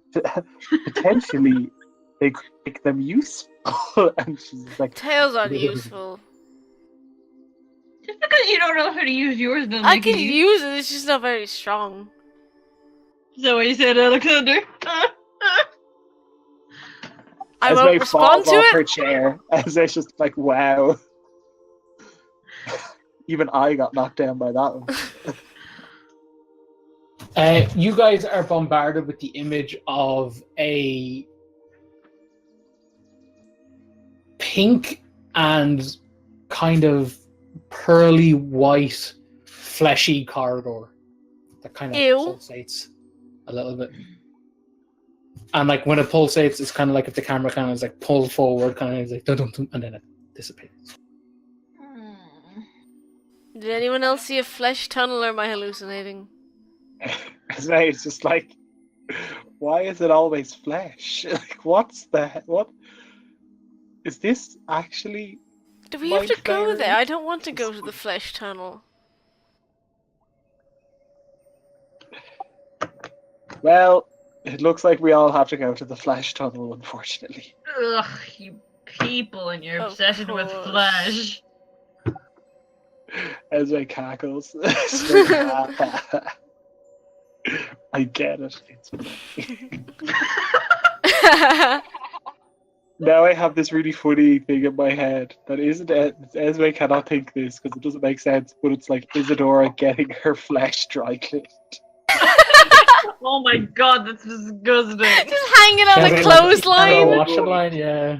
But it's Oh. just like it's the machine that brings them around, but it's just a series of different bodies. Isadora is just like it's like no, there was a hat with this. I like the idea of like we're all doing like a fashion, like picking disguises, and Isadora's like putting on different skin suits, just like this one, no. It's just a really, really poorly made morph suit. I mean, if she had the resources and the time and the ability, and Place. the will, You should and the flay some skin. inclination. Yeah, you know, they were fighting mind flayers, so you must become the skin flayer.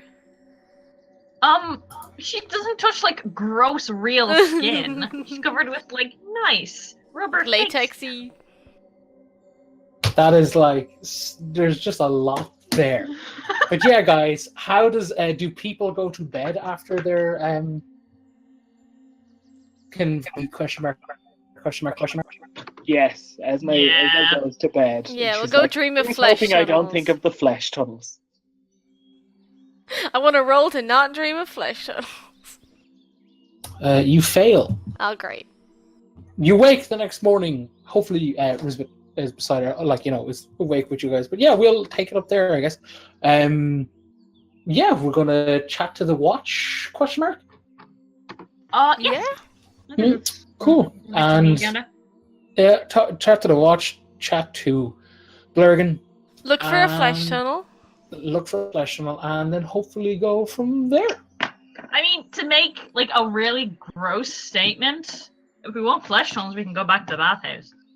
Yeah, no, I was waiting for someone to make one I of was them. gonna make yeah. something off No. color. Like, no, I don't want my friends to think that of me. I hate it.